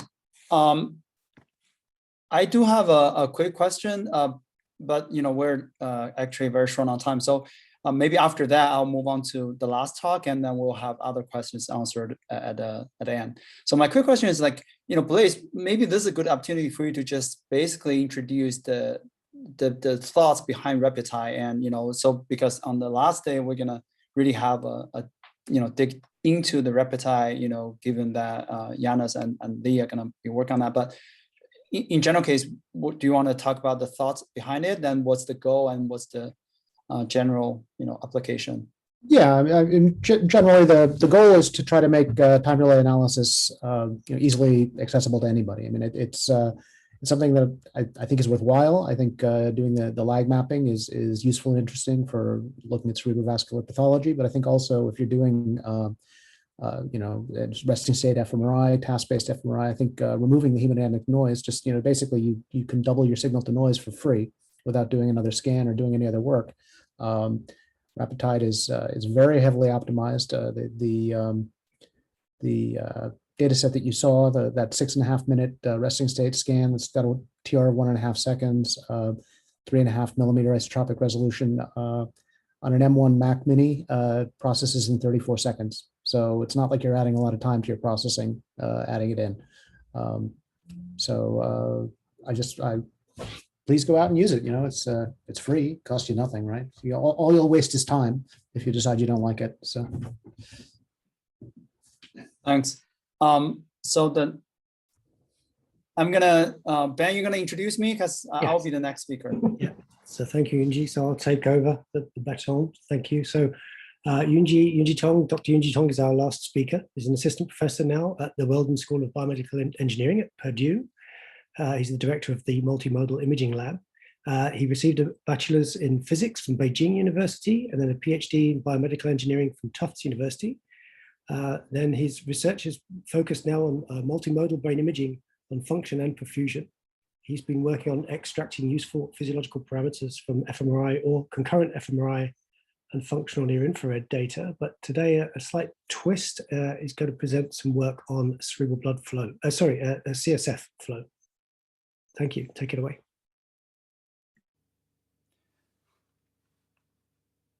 Hello, my name is Yunjie Tong. I'm assistant professor at the Weldon School of Biomedical Engineering at Purdue University.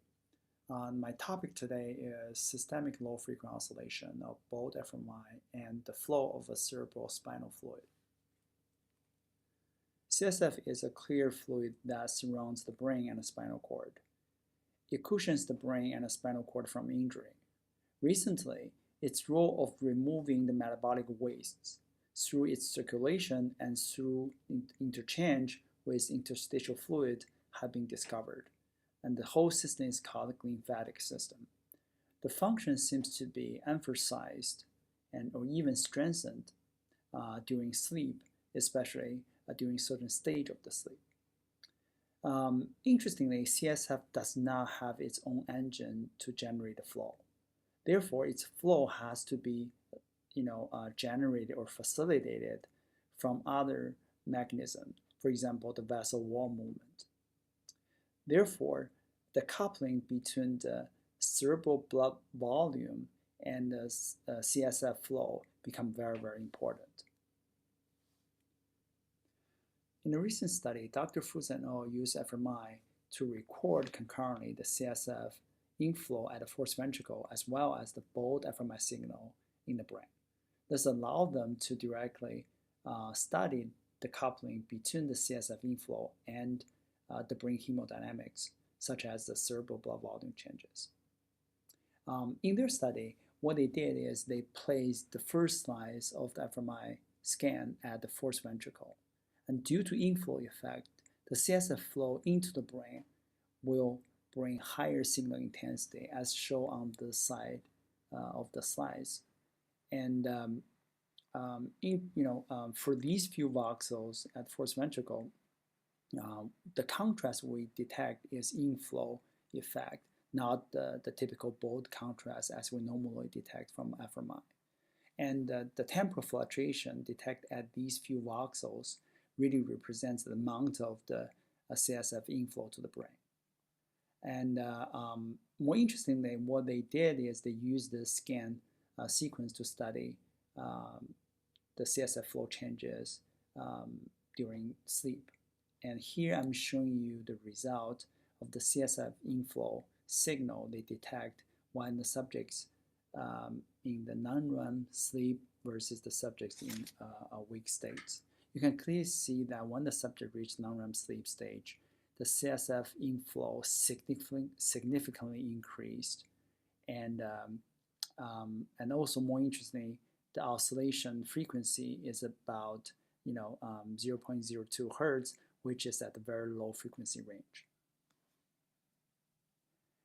And for the coupling, here they show that the derivative of the global mix signal detected at the other part of the brain versus of the CSF inflow signal, right? You can see the derivative of the global mean signal here showing the blue is negatively correlated with the CSF inflow signal, and the correlation is pretty high. And also, if you observe carefully, you can see that the derivative of both, the negative derivative of both signal of the global mean signal is leading the CSF inflow signal in this particular case. Okay. After reading that paper, we had several questions. The first one is, what is the underlying mechanism of the coupling between the derivative both signal and the CSF inflow? Dr. Fu didn't really give a very detailed mechanical model in their paper. The second is, does the similar coupling happen during awake states? They did a lot of study on the coupling during the non-REM sleep stage, but we have a question is when people is awake, does the coupling still happen? And the third question we had was, does the CSF flow in both directions at the fourth ventricle? For the brain scan they did, they can only assess the CSF inflow to the brain due to the inflow effect. And the CSF outflow into the neck actually cannot be measured just using the brain scan as they did in their paper. So to answer question number one, we generated a model in which we try to explain the coupling between the derivative of the both signal and the CSF inflow. So the model is very simple. So from the left to right, we model the blood vessel dilation, right? So blood vessel stays pretty much the same at the beginning, then it will dilate for a period of time, then later on it will come back to normal again. And as we all know, when the blood vessel dilates, it will give pressure on the lateral ventricles. As a result of that, the CSF will flow at the fourth ventricle. However, the key point here is that when the blood vessel reaches a certain stage and stay there, the CSF flow doesn't happen. So CSF flow only happens when the transition happens. In other words, when the blood vessel go from small to big, or the blood vessel from big to small. Only during those two transition points, the CSF flow will happen, right? So when the blood vessel go from small to big, actually, that during that period, the CSF will be pushed out of the brain through fourth ventricle. However, when the CSF, when the blood vessel go from big to small, as a result, the CSF at the fourth ventricle will be sort of like sucked into the brain. So the flow direction is very, very different through these during these two transition periods.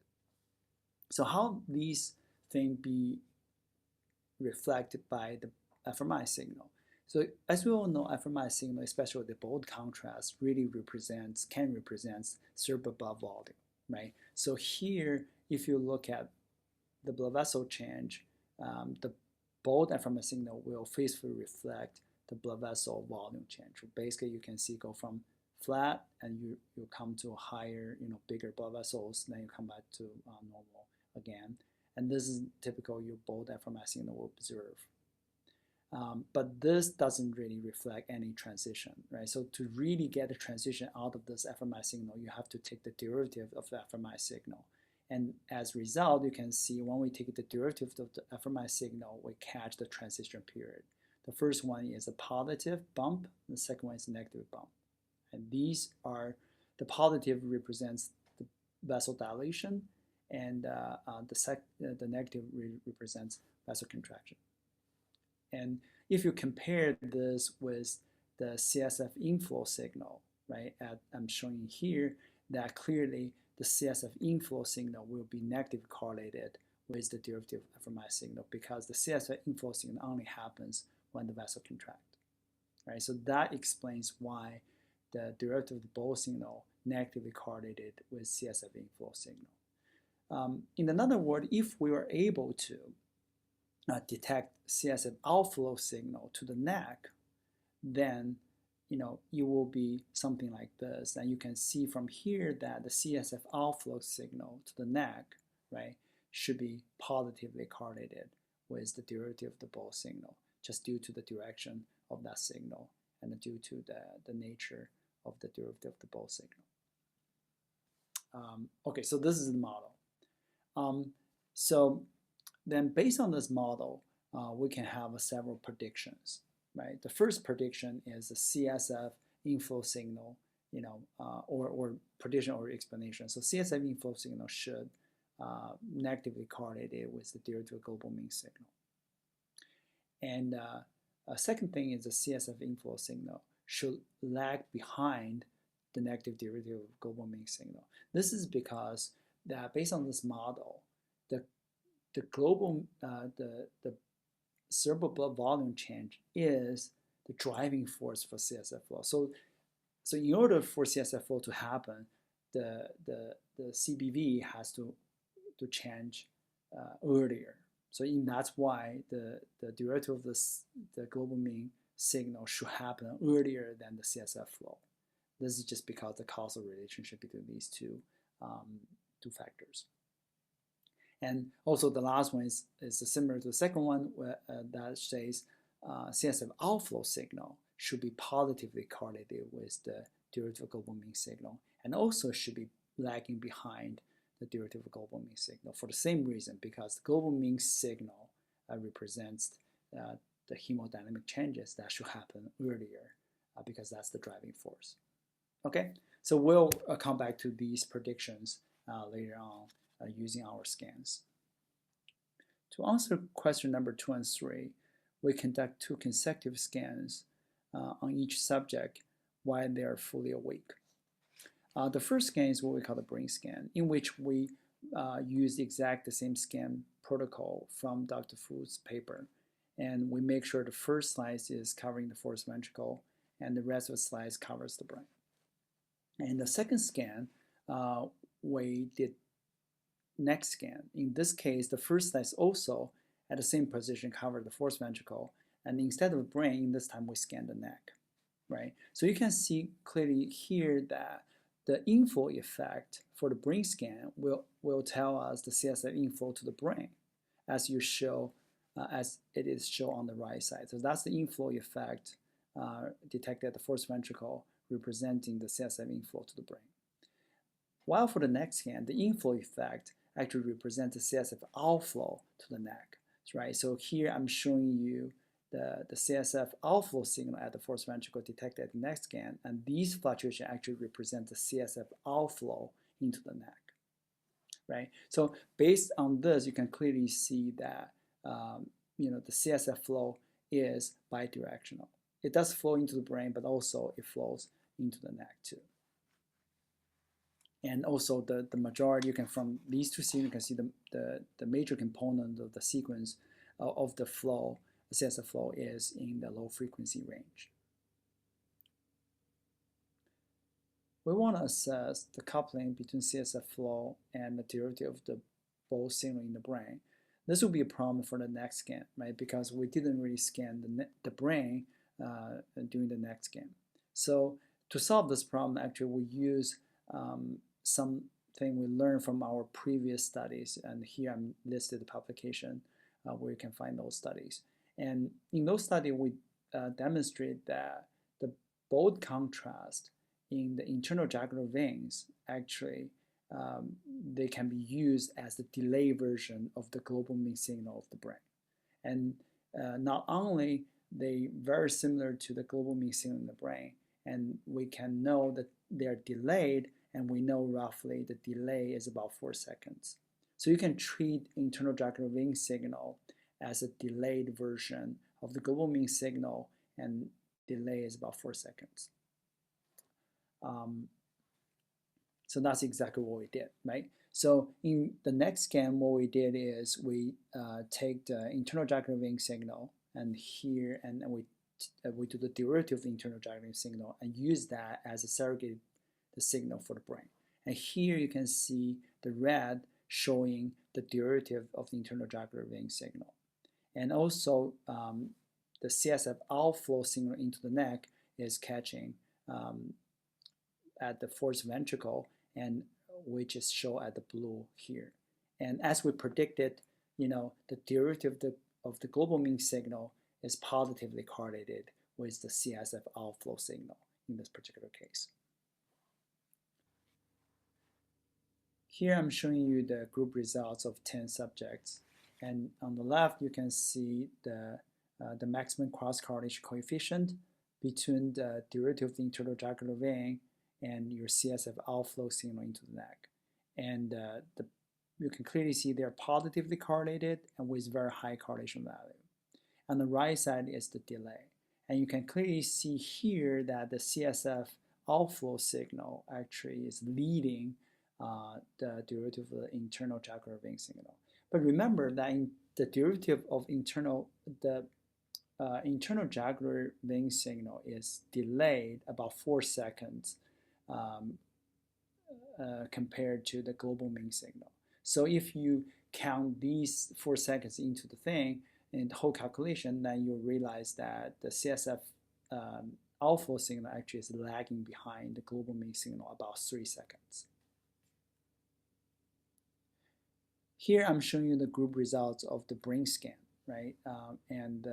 We did the cross-correlation between the derivative of the global mean signal and the CSF inflow signal to the brain. And you can clearly see that the maximum cross-correlation between the derivative of the global mean signal and the CSF inflow signal are very, very high, and they're negative, right? It's about negative 0.75. And in this particular case, instead of doing the global mean signal of the whole brain, we also separate the global mean signal into the gray matter, white matter, CSF, and they more or less similar to each other. And the delay is very interesting. In this particular case, you can see that the delay indicates that the CSF signal is lagging behind the derivative of the global mean signal is about 2 to 3 seconds, which is exact same or close to what we observe when we do the neck scan. Remember that? So in this particular case, we show that the CSF flow is always lagging behind the derivative of the brain signal about 2 to 3 seconds. So what does this mean? So this really means that the cerebral blood volume change is the driving force for the CSF flow because of the delay, right? Okay, so here I'm showing you a very interesting phenomenon. So basically you can see the red curve here really represents the derivative of the global mean signal. On the left is the true global mean signal, on the right is the internal jugular vein signal, which is surrogate global mean signal. And the blue curve represents that the inflow signal, CSF signal to the brain on the left, and on the right is outflow CSF signal to the neck. And you can clearly see that, this is also predicted by the model, that the negative part, the lower part or the negative part of the derivative global mean signal matches very well with the inflow signal to the brain, while the positive part of the global mean signal, derivative of the global mean signal, match quite well with outflow signal into the neck. So this is very interesting because just by doing the derivative of the global mean signal, actually you're catching the CSF flow in both directions. And this could have a lot of impact on the future researchers, and we still try to explore this on our own. But I think it's very interesting to point out this interesting phenomenon. And as I said, this is predicted by the model. Okay, so here I just wanted to summarize that, for question number 2, does the similar coupling happen during a wake state? The answer is yes, right? The question number 3, does CSF flow in both directions and the fourth ventricle? The answer is also yes. So if the changes in CBV is the driving force of the CSF flow, then we would like to consider the change in CBV as so-called a pressure wave. So in this particular study, what we like to do is we try to assess how this pressure wave propagates throughout the brain. The way to do that is we first take a derivative of fMRI signal at every voxel, right, to catch this change of the CBV at the average voxel. Then what we do is we use the CSF inflow signal as a regressor to cross-correlate with the derivative Bose signal at the average voxel. Then this is the delay map we generated using the cross-correlation.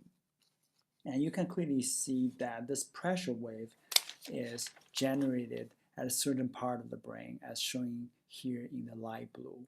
And then they all propagate through the brain. However, at the end, they all kind of propagate towards the neighboring region of the lateral ventricle. Then later on, we know that then the pressure will squeeze the lateral ventricle, make the CSF flow happen, right? So this actually shows, the spatial distribution or propagation passage for the pressure wave in the brain. In this slides, what I would like to show is the CSF inflow signal component. So what we did is we did a very simple Fourier transform on one of the, on all the CSF inflow signal. And this is the one typical example. And you can see that from the Fourier transform, you can see the low frequency component, which is from 0.01 to 0.1 hertz. And you can see the breathing component, you can see the cardiac component at 1 hertz. And this is very interesting because this shows several things. One is it shows that the low frequency oscillation is really the dominant driving force for the whole CSF flow. And we do not know what's the cause for this low frequency oscillation, maybe the vessel motion, or some other factors.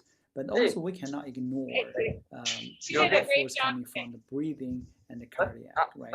And the breathing and the respiration, they might influence the CSF flow through the same mechanism as we propose in this paper, but they might, and especially respiration, it might also force the CSF flow through some other mechanism as being discussed by many other groups. We know the CSF flow in both directions. So lastly, we would like to try to roughly assess the net flow of the CSF. We measure the CSF inflow through brain scan, right, as I'm showing on the top. And we also measure CSF outflow through the neck scan. And we know that the area underneath each curve really represents amount of the flow observed at each scans, right? The inflow, the amount of inflow is represented by the red area, and the amount of outflow is represented by the blue area. So to assess net flow, what we can do is we just subtract red area by the blue area and see if there's anything left. And you can see we conduct this kind of a, analyze on 10 subjects, and here is the inflow outflow number, and here's the subtraction results in the last figure. And averagely, what we can see is we didn't detect very clear net flow from these 10 subjects. There are a couple of reasons for that. The first one is, of course, this methodology is not accurate, right? So the inflow and the outflow of the CSF, they're not even acquired at the same time. So this methodology is not very accurate. Secondly, and we all know that CSF is produced by the choroid plexus, and it's known that only 25 milliliter CSF was produced each hour. And given that small amount of produced, then by averaging like 10 minutes, it's very hard to really get to that level because such small production rate. And if there is net flow somewhere, that it will be very hard for us to detect it using this rough assessment. To conclude, first, a biomechanical model was proposed, and its prediction, many of its predictions were validated. Second, similar coupling was identified during a wake state. And however, this doesn't mean the magnitude of the CSF inflow signal can reach as big as we observe in the non-REM sleep in Dr. Fu's study, because our study is not a sleeping study, so we couldn't really compare the magnitude of the CSF signal, flow signal, so that could be done in the future. However, but what we did demonstrate is the coupling between hemodynamics and CSF flow also happened when people are weak. Lastly, the CSF flow in both directions were observed at the fourth ventricle with no clear net flow detected. As now that we did write a paper based on our findings, and the paper is published in archive, and you can find the paper in this link, and also the paper is under review by Journal of Cerebral Blood Flow and Mechanism.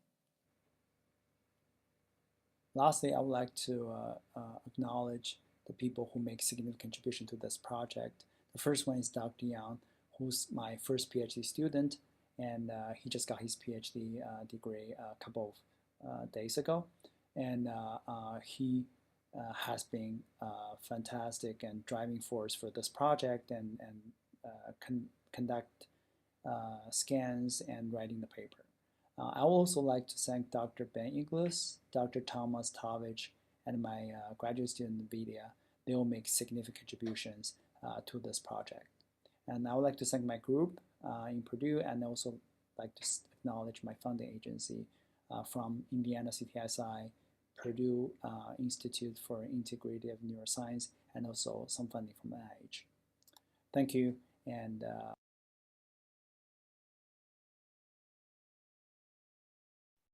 Excellent, thank you, Yunjie. So, right, somebody said there's some raised hands.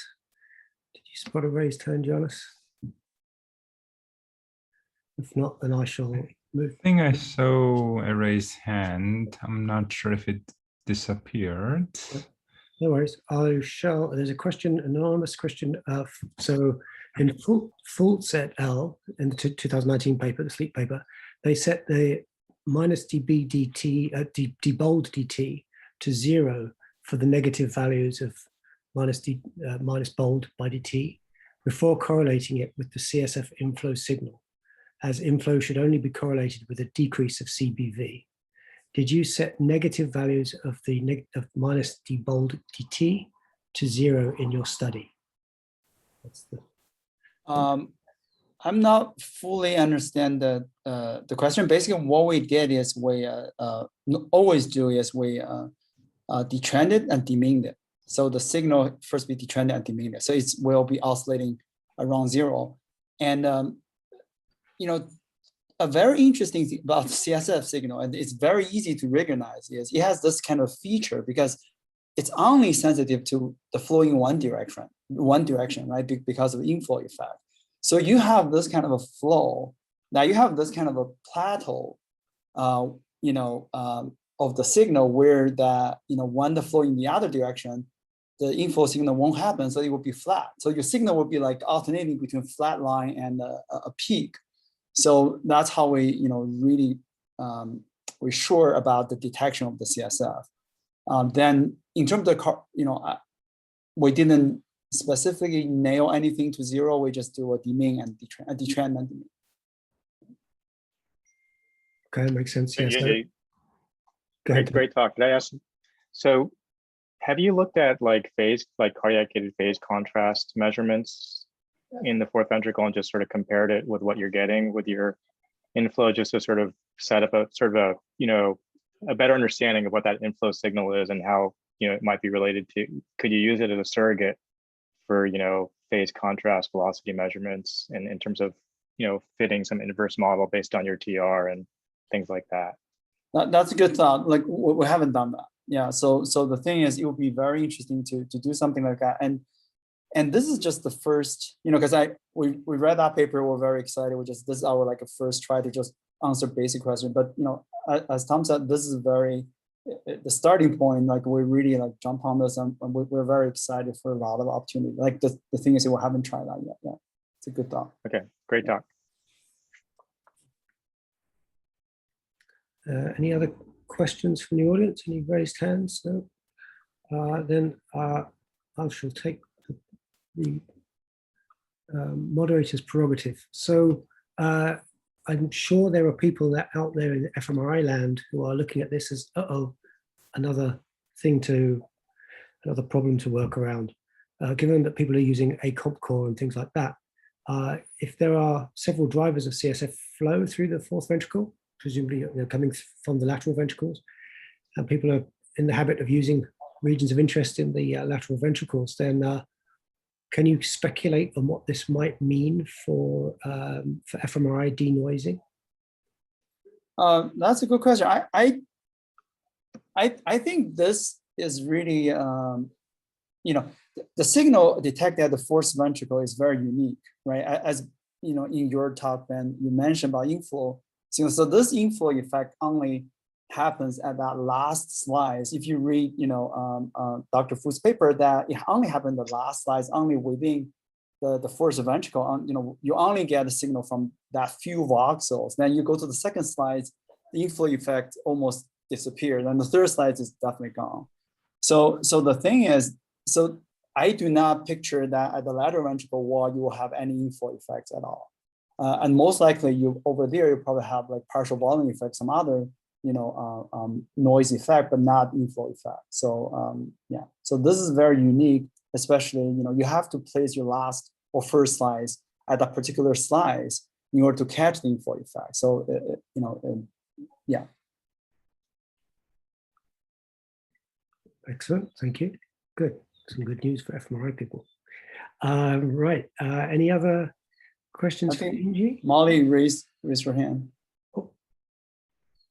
Yeah, I looked at this a little bit in the past before I thought a huge amount about lags, and certainly not using some of the tools that are much more advanced that we're talking about today.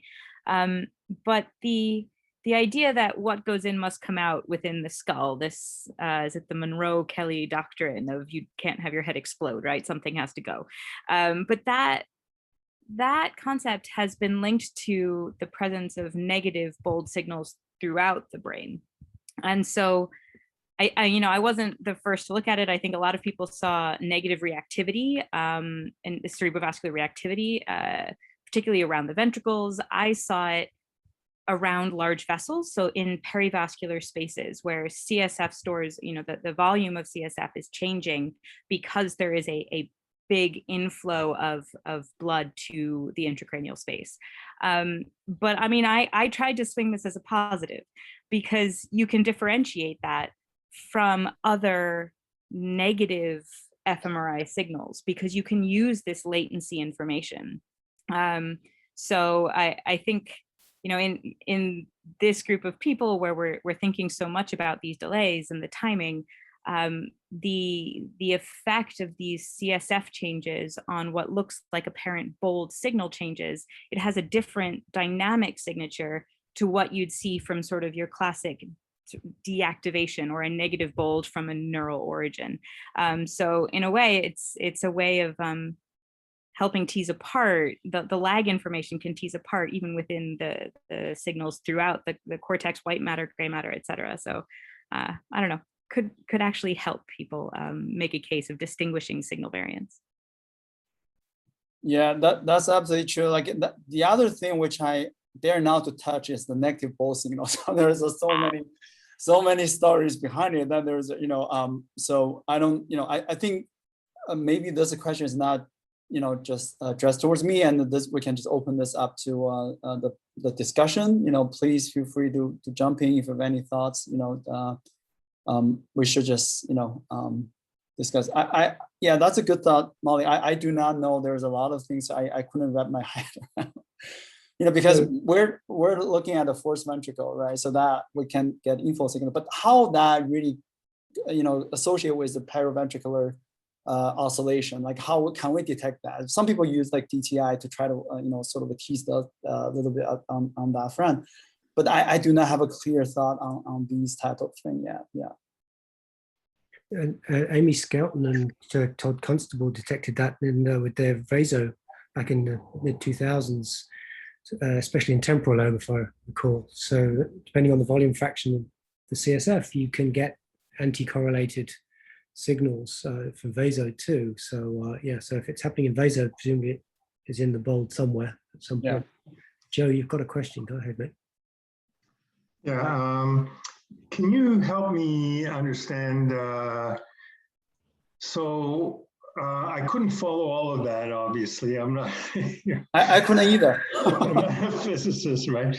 But there's a couple of issues that always confuse me. So there's pulse pressure arrival, there's pulse pressure changes, and there's blood arrival time. And they are quite different. You know, you can, well, I'm not going to go into the details, but they could be markedly different. You can have several changes in pressure that are conducted along the blood vessels and instantaneously, but the actual advance of blood along the blood vessel is a different story. Are you looking at these in some way that you can distinguish them? Yeah, that's, you know, as I said, all the people feel free to jump in. So from my point of view, that's the last slides or the second to the last slides, we sort of like did the Fourier transform of our CSF signal, right? So there's an open story about really what's the main driving force for the CSF, for sure, but something is for sure that a cardiac pulsation definitely drives it. So there's a, you know, some kind of a 40-fold study that really measure pulse by pulse that the CSF being pushed up and down, you know, every cardiac pulsation.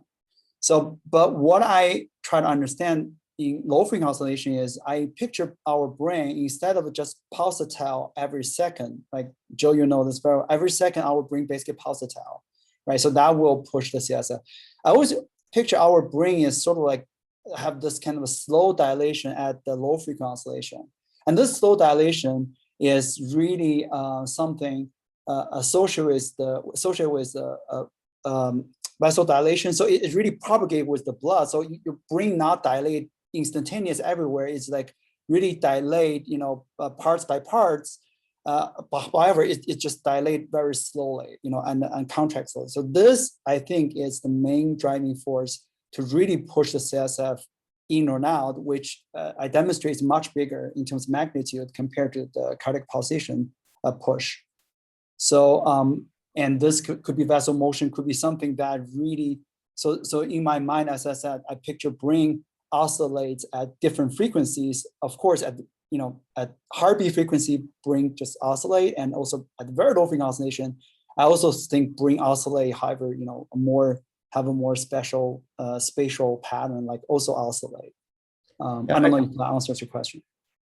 I think also the pulse wave velocity of the cardiac waveform is significantly higher than the bulk blood flow, right? So, I mean, I think, you're getting basically a wave transitioning through the brain, and that's going to probably have net, you know, no net motion. It's going to go forward, go backward, and that, you know, it's just the AC component essentially. And then, you know, all of the bulk flow that comes from the filtration of that through, you know, pressure modulation and maybe valves somewhere ends up in the bulk flow, which is the low frequency stuff.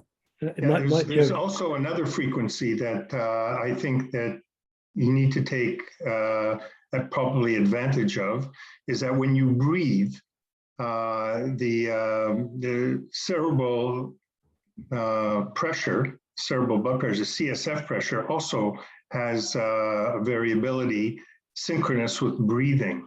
Every time you inhale, you draw out some blood, and the CSF pressure goes down. When you exhale, it goes up. So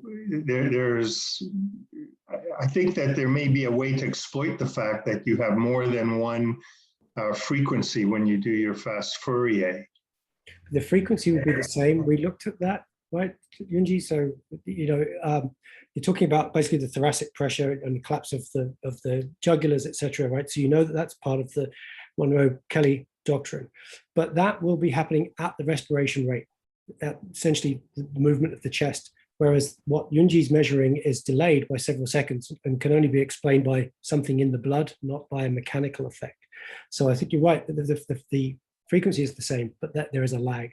So my sort of thought experiment for this may or may not be useful for people is, imagine you're standing on the bank of a slow flowing river, an estuary, and you've got tides coming in and out, you've got wind coming in and out, you've got waves rolling in and out. And your job is to stand there and figure out what the net flow of the river is as it vents into the sea. It's very, very difficult because all of these things are happening in synchrony.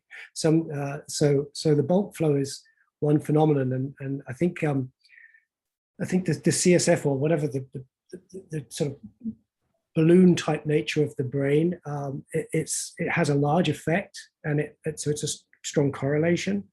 And the lag, I think, is what really makes us believe that it's not the prior explanations from David Feinberg or from the group in, I guess, Germany, where they were looking at thoracic pressure. I think that lag is really important. See, the thoracic pressure, I would think, would help you separate out the difference between arterial pulsation and CSF pulsation, because the respiration would have a much bigger effect on the CSF pressure and would have very little effect on the arterial pressure. So I'm just making a suggestion, that it might help you isolate that CSF by subtracting off the arterial pulsations. Yeah, absolutely, Joe. So actually, I would like to move on a little bit to ask our panelists for some, existing questions. I hope we can cover as much as we can. And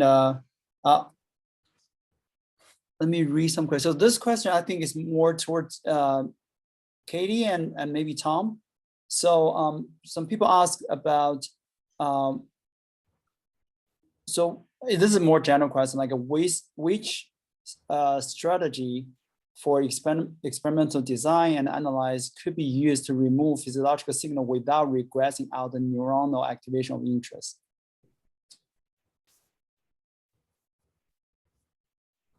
So I guess I could start with one.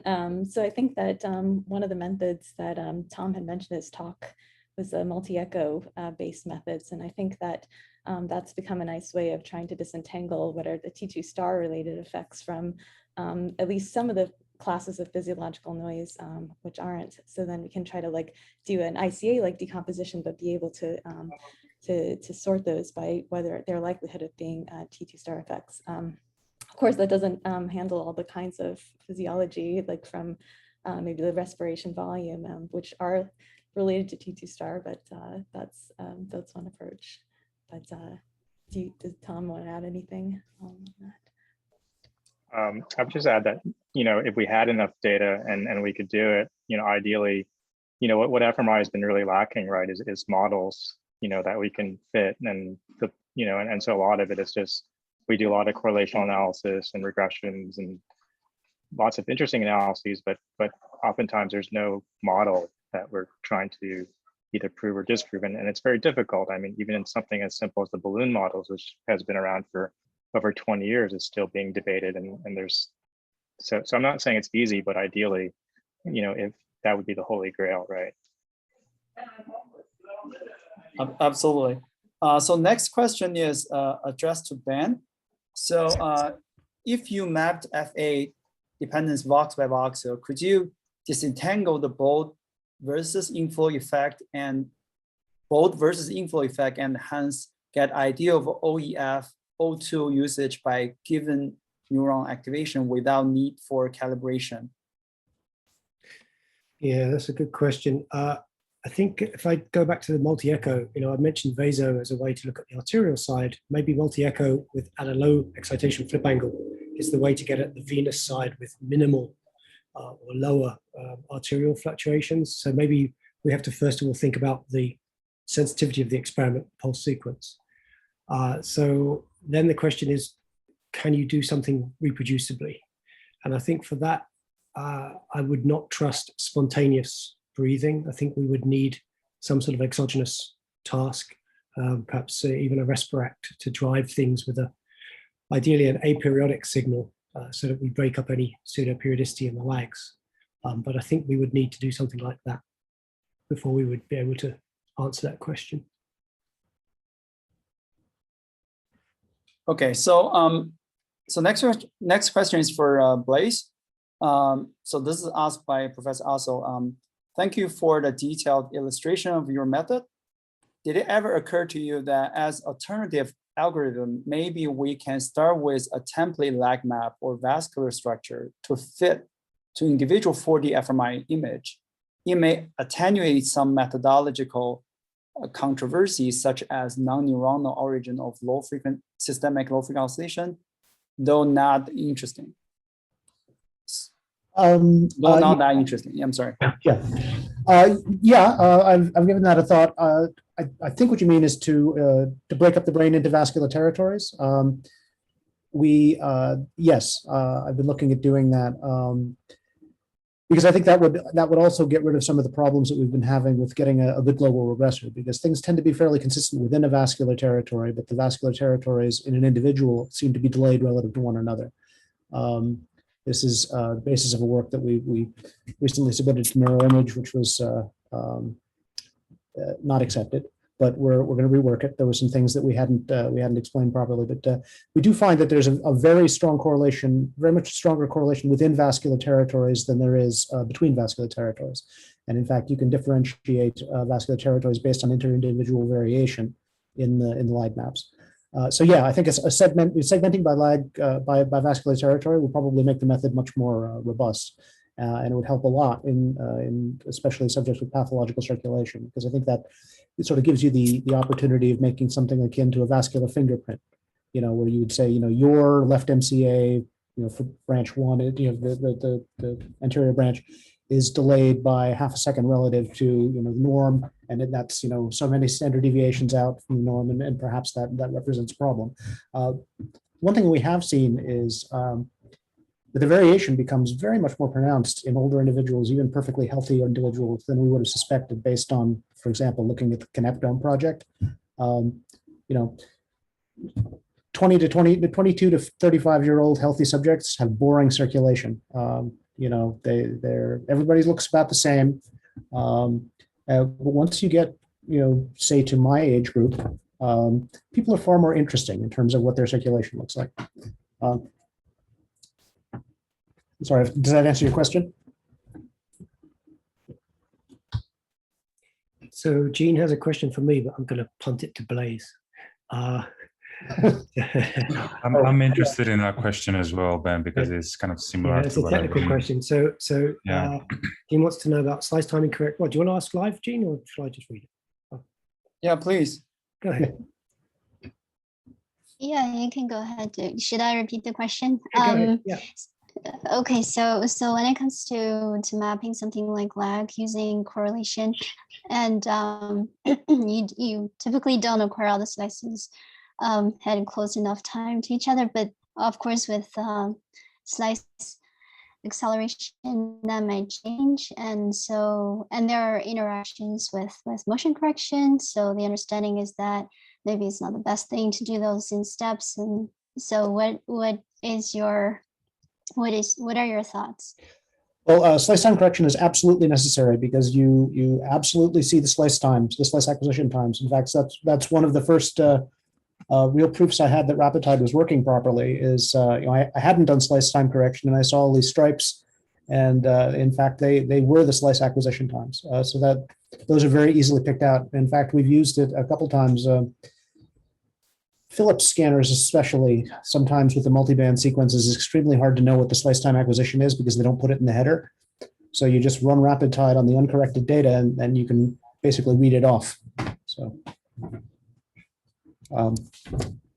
yes, it's necessary, and it's very easily measured. So are you saying, as a follow-up, it says you're saying instead of trying to input the slice times to actually let the data tell you what they were for simultaneous multi-slice? I mean, if you know what the acquisition order was, you should certainly use that, and that tends to help. And it does, even in the multiband data, you do definitely see the effects of arrival time. And in fact, that was the basis for the HAPI technique that we developed for mapping out, for deriving cardiac waveforms from the from multiband fMRI data, because you can actually, those differentiations give you enough sampling efficiency over the entire brain to be able to pull out the entire wave, the entire cardiac waveform. So As to whether you should do motion correction or slice time correction first, I don't really have an opinion on that. I mean, you kind of have to do both for rapid tide to work properly, and I'm not sure if one order is better than another. So. Sorry, but you had have another you question? tried? Yeah, thank you. Oh, what's that? Okay. Okay. So we're gonna jump to another round of questions. The next question is also for Catie and Tom. Then some literature have shown that physiological signals were indirectly extracted from white matter and CSF. However, recently there are some white matter fMRI study. I think that there are some controversial to each other.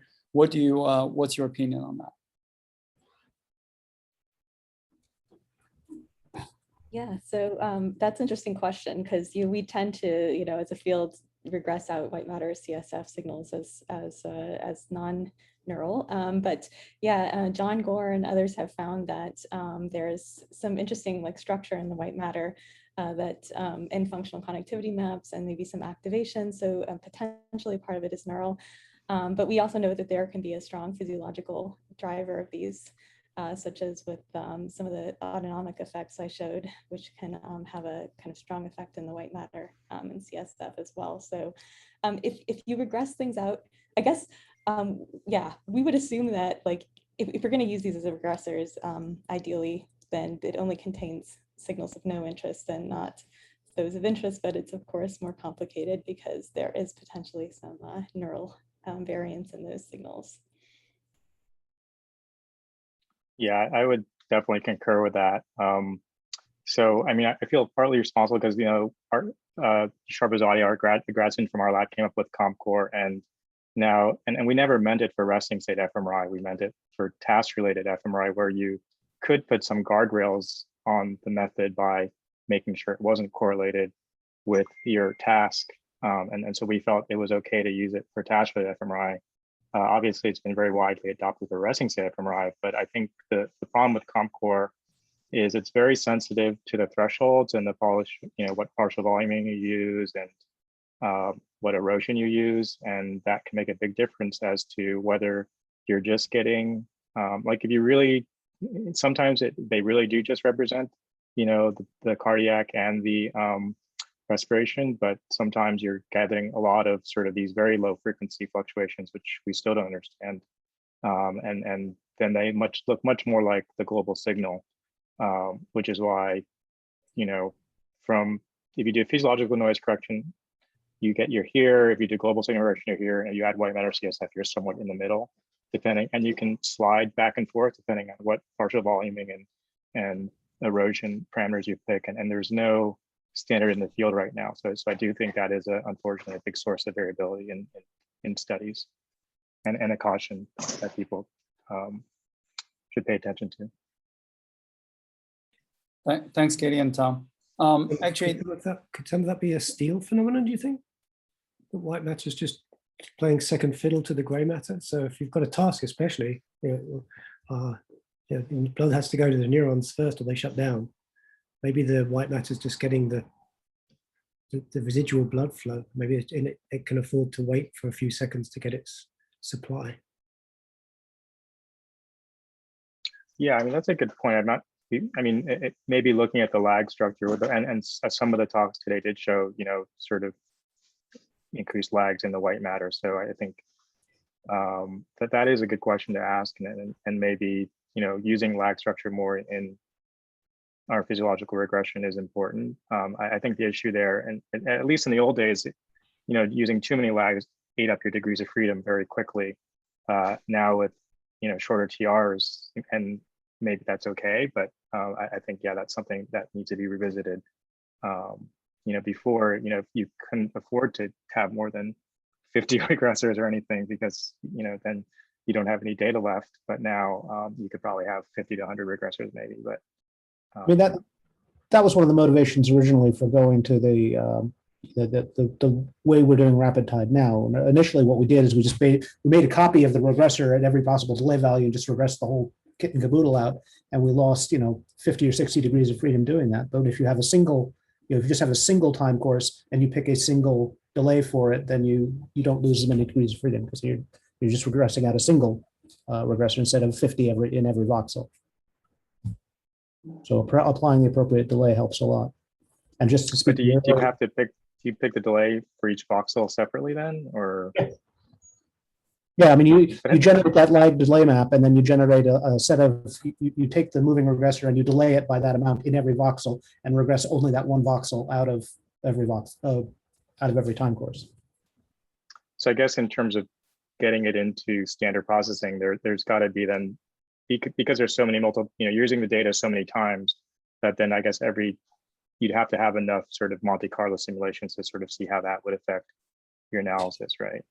Yeah, I mean, you have to calculate a significance threshold, certainly, although, I mean, in the gray matter, you're usually above threshold. In the white matter, you're often below, but I mean, it's not, that's one of those questions, if you're below the P of 0.05, that means you could be spurious, but it doesn't mean you are, right? I mean, because the values tend to be the correlation values tend to be lower because the blood flow is lower in the white matter. But, yeah, I guess I'm just trying to think through like how, like how to get this into the, what would be the mainstream application? Because I mean, I think there's already so much controversy about the right processing and whether we're doing it correctly. And then there's all the clustering debate and P thresholds. And so it just adds one more complication. Okay, so then there's a question to me, and the question is, do you think that intersubject variance could also be caused by different vascular density?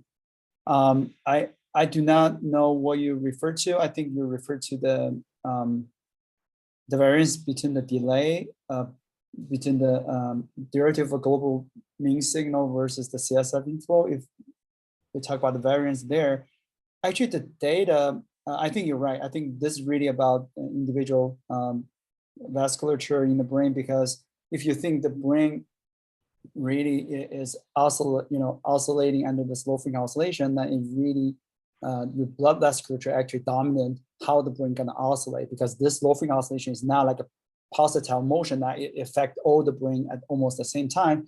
This low frequency oscillation actually propagates, so it basically affects different brain walks. So you can see the brain dilate at a different part at little bit different delay. So the brain not dilate simultaneously, they dilate parts by parts. So in that sense, your blood vasculature does decide how you bring slow dilation or slow contract. What's the rate of that, and so that will affect the coupling between that and the CSF. So yeah, I hope that addressed the question.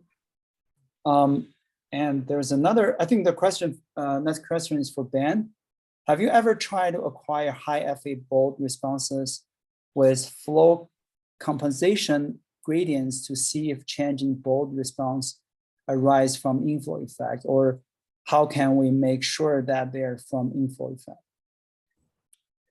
We haven't tried it. I'm not sure if they mean compensation or flow crushing. I have thought about flow crushing gradients, remove the intravascular compartment, because of course inflow is intravascular. It's too early to say yet. I'd like to try those experiments, but we're still at the very basic, trying to figure out what effects are of things like multiband before we get too much into any other variables in a pulse sequence. I'm trying to stay as close to standard as possible because we've got people running ongoing studies. They'd like to know what acquisition they should run. So I'm reluctant at the moment to try to introduce things like additional flow crushing or flow compensation. I'm just trying to figure out, when people ask me what should I do, I can give them some guidance. Thanks. I think the next question is really addressed to maybe just follow up the Tom's comments about the statistic. So the question is about who has tried to quantify the gain to fMRI detection statistic expected from modeling physiological inference in detail. So like, what's the impact on the statistic when we consider all these like physiological fluctuation, then denoise them? And any thought, Blaise or Tom? You mean the effects of the analysis? So makes it better. See, so you guys have modeled it, right? Yeah, I mean, one of the things that we found is that regressing out the correct regressor at the wrong time delay is actually a bad thing. And that was sort of one of the major findings of Seedham's paper, is that a lot of the spurious negative correlations that you get between regions is probably due to regressing out the global mean regressor, which is, as we say, very close to the SLFO in a healthy individual. If you regress it out at the wrong time delay, then essentially what you get when you regress a low frequency signal at a delay out is you know how you model a time shift by putting in a derivative. So it's essentially equivalent to adding in a negative copy of the time delay at the correct of the global regressor at the correct delay. And so that's going to generate the negatively correlated waveforms. And I think hopefully Sina will talk about this more in detail tomorrow, but regressing things out at the proper delay rather than just the delay of the global signal really suppresses the generation of the spurious negative correlations without really impacting the positive correlations that much. I mean, they decrease a little bit, but the negative correlations decrease quite a bit because I think in many cases they're not real; they're just generated by the regression process itself. Does that answer the question, or do we know who asked it? Yeah, I think it was asked some time ago, so I couldn't track who asked it. Tom, do you have any comments about statistic impact from all these kind of denoising or? Well, I mean, there's one issue is obviously there's so many different denoising methods, and right.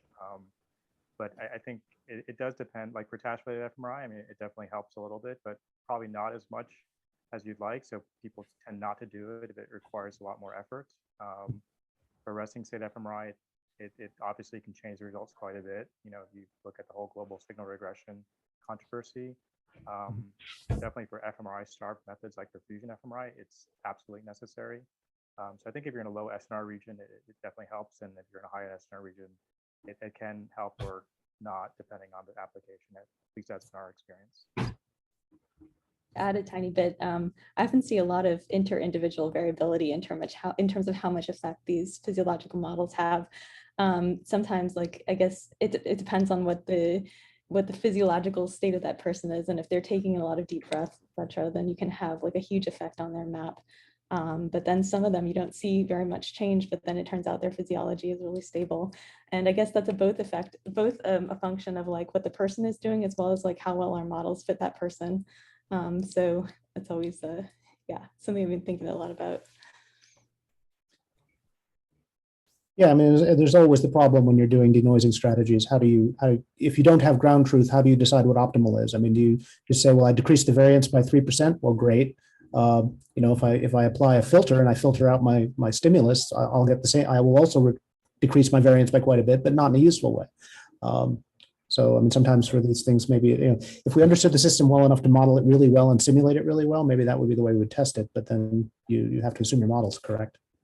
So. Yeah, the other approach that you could do is sort of a cute result we had was if you give people caffeine, it just drives their system to a known state. And then, like I had myself scanned multiple times, and without caffeine, the result is variable from day to day, and on caffeine, it's like just rock solid. So that's another approach you could take. Yeah. Not that I'm recommending that, but it's an interesting tidbit. But we did actually a couple of years ago we did some interesting study on the MyConnectome project. Actually, it was a scan of a Russell Polrak for like a year. And then he's separate his scans with having coffee that morning and not having coffee. So we did find something interesting on his coffee habit that reflect in terms of his blood flow. And Yannis, did you raise your hand? Yeah, I had a more sort of technical question. I've been thinking about Catie's talk and basically the respiration and the cardiac signals, and I'm wondering if I think I also read a paper that they were doing that. I think it was by Golestani and colleagues, where they claim that in order to sort of get more robust CBR measurements, you sort of need to orthogonalize the signal, the PET CO2, with the with the respiration and sort of the cardiac. So what is your opinion on, in general? Like I just feel like everything is sort of intermixed, and I'm wondering, like, if you sort of had to design like a very good CVR experiment, would you sort of also include those two and sort of, orthogonalize your CO2 to basically sort of remove the variance explained by those?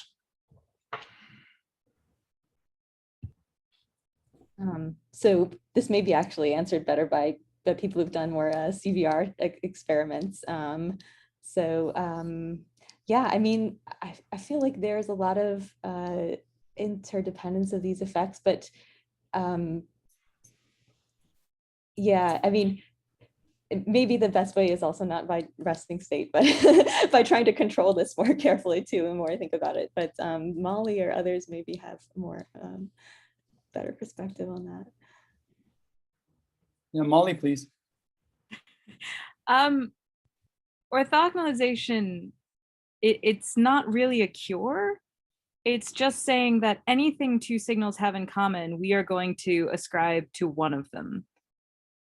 And is that any better or worse than randomly assigning the variance between the two of them? So I don't think orthogonalization is typically helping us. I find if you have high collinearity between various signal sources that you're trying to differentiate, you have to change something about the data that you're trying to model and differentiate them in. So I don't know. Maybe if you rephrase the question, I'm not sure if I fully answered it here. No, it was sort of more of a, I guess, you sort of tapped on a more sort of basic issue that I'm facing, which is, yeah, what if there's sort of all these signals sort of relate to each other, and what is, I mean, obviously, like as you said, like orthogonalization is just basically data manipulation. So I guess, like, I've seen a lot of cases where basically the signals are all related to each other, but they're sort of like put together into the same model, and yeah, getting interpreted as. I mean, I don't think it necessarily gives you any more understanding. It just adds numerical stability, and it just makes the question, I guess, more numerically sound. But yeah. If you don't need to differentiate, then it's absolutely fine to have collinearity. But I think it touches back on what the previous question on statistics. I have no idea, particularly in task fMRI, I have no idea if adding physiological regressors will increase or decrease the statistics of my task regressor and that part of the modeling, because so often physiology is collinear with some type of stimulus or task or aspect that is of interest. So I have no a priori prediction of what my statistics will do. So yeah, it is all interconnected, and I think it takes changing the experimental design of what you're doing to a person or having that person do to really uncouple them in the data so that you can stand a chance when it comes to modeling. This is why I don't like resting state. I would much rather. No, I mean, exactly. I was thinking about, like, yeah, exactly. I was also thinking about that. Like, I want to frame another question about basically moving away from resting state and potentially do some kind of sort of more of a task-based to sort of disentangle those. Yeah. No, but that answers my question. Thank you. Great. Actually, as a moderator, I might have the pleasure to ask the last question. So allow me. So this question actually is I think for Joe and Molly probably. My own research, I use ResPreg, right? So I give this kind of a step function of a CO2, right? 10 millimeter mercury above the level. Then we clearly see this bold reaction to this kind of a step function of the CO2. But the thing is, if we remove, using a high pass filter, remove this very low step function from the bold signal, we recover the low frequency oscillation, which is about 0.01 to 0.1 hertz. So if I remove this kind of CO2, and I won't tell you, you will not think that bold signal is from CO2 oscillation. So it just looked like exactly like a resting state oscillation. And the funny thing is, if we remove the CO2 block from all the voxels, then we just left with this low frequency oscillation in every voxel. Then we can use Blaise method to track the low frequency oscillation through the brain. And it seems like they flow a little bit faster when we do this on the same subject, when we do not give them CO2 in the first place. So that sort of like tied to my hypothesis that, the low frequency oscillation is something that happens to your blood vessel, which always there as long as you're not saturated blood vessel using CO2. So I just want to listen to you guys about, any comments on this, because I'm thinking maybe we can use low frequency oscillation, which is riding above the CO2, to really track how blood flow reach different voxel while using the CO2 waveform to track how each voxel react to the arrival CO2. Like Joe mentioned this morning about their different reaction curve, right? So to really separate, what's the delay for the blood to arrive that point, and what's the local reaction to the arrival CO2. So to really separate them. Is my question clear? Any comments on that? Or I have a follow-up. Are you pegging the oxygen as well at the same time as the CO2? Or is that varying? This is before Dr. Chen's, I listened to Dr. Chen's talk this morning. Now I'm gonna go back to redo everything with the O2 now. Okay. But no, this is just, I think we nailed O2 while just only let CO2 fluctuate. Yeah, so it's kind of reminiscent to the idea, I guess, of regressing out a task stimulus and still looking for resting state fluctuations, and that you remove this big low frequency effect and you still have something you can sink your teeth into. And the fact that you see the lag change in what was an elevated hypercapnic state, it still is a hypercapnic elevated perfusion state, and you can see that change in the dynamics. That's quite cool. It's quite satisfying. I would expect that even smallish changes in baseline perfusion probably do manifest in some way in your residual oscillations. There's still a lot of physiological things in your data. And so like in my own experience, I have seen changes in the constrictive response to stimuli when you have an elevated baseline. I think there's a vast and slightly conflicting literature on what an elevated baseline will do to task activation on top of that. So it may be subtle, but how you want to probe the remaining low frequency systemic oscillations, how you want to probe it. I mean, maybe what you're looking for does not change, but I would expect there to be some consequence to that elevated perfusion, despite the fact you've removed the effect technically in the bold contrast time series. Yeah, absolutely. They move faster. So that's the thing we found out, that they move a little bit faster. Yeah, I mean, it just goes to show that the sort of fundamental assumption of the lag mapping that we're doing, which is that the delay is constant over the length of the experiment, we know that's false. It goes up and down, and especially in Yunjie's experiments, you can see, you give a block of carbon dioxide, everything speeds up. So over the course, maybe I can ask you a question then. We do dynamic functional connectivity. How big of a window do we need to estimate these delays? And so how sensitive are we to some of the changes in these delays in terms of temporal resolution? That's a very good question, and I'm glad you asked me that. Okay. Thank you. That's one of those questions I've been trying to get a handle on. I mean, using cross correlation methods that we've been using, I don't really have an idea of what our lower limit on the time resolution is. Some of the stuff that Yunjie's been doing with the carpet plot stuff, which is, I don't know if you remember from my talk when I was talking about, doing sort of visual peak matching.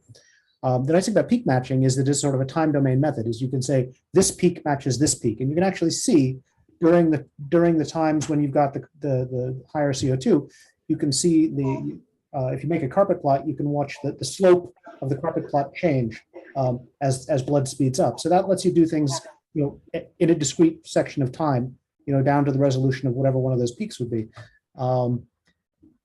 I don't have a good way of doing it right now. I've been sort of hacking away at this in the background, trying to figure out what works and what doesn't, but I don't have an answer for you.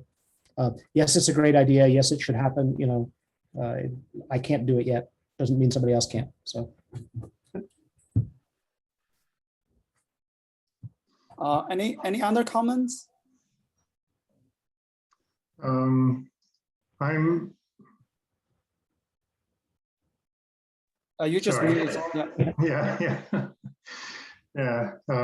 Sorry, I'm surprised that you increase the PCO2 and you can regress everything away, and the baseline is the same. There should be all sorts of changes, but if you find that, that's really, I think, very interesting result. It's not intuitive. I wouldn't have predicted anything like that. I think that for me, I'm confused about the differences between the changes that you see that are due to vascular changes, the timing of the vascular changes, and the timing, if you're looking at arrival time. I think I need to clear up my mind if this is blood arrival time, because if you have CO2 in the blood and you change it, let's say you have a Respiract, which I know you do, you can have a little bolus of CO2 going there, and you could theoretically at least trace the change through. You have two issues. You have the time that it arrives and the time that the blood vessels respond. If you look at deoxyhemoglobin, you don't need a vascular response for that. You can put a bolus through that, as in our bioRxiv article, which is now coming out in MRM, the article. You can put a deoxyhemoglobin bolus through that, and you can look at actual arrival time. And you can probably compare those. These are things that we haven't done. I mean, they're open to everybody to do. We're certainly moving in that direction. We're going to do it. You can beat us to it if you like. That would be wonderful for us to see, to work to stand on your shoulders and do our stuff. So that's my comments. I think that a lot of at least my confusion in all of this is the difference between the response time, arrival time, and I'm confused. Yeah, I think, that's the open-ended question. I'm not sure, many of these questions do have an answer at this point, but that's why we have this kind of symposium to really, poke the brains and having this question asked. Actually, in respect of time, I would like to conclude, and I hope everybody really thank you for all the panelists and for your great thoughts and contribution to this symposium.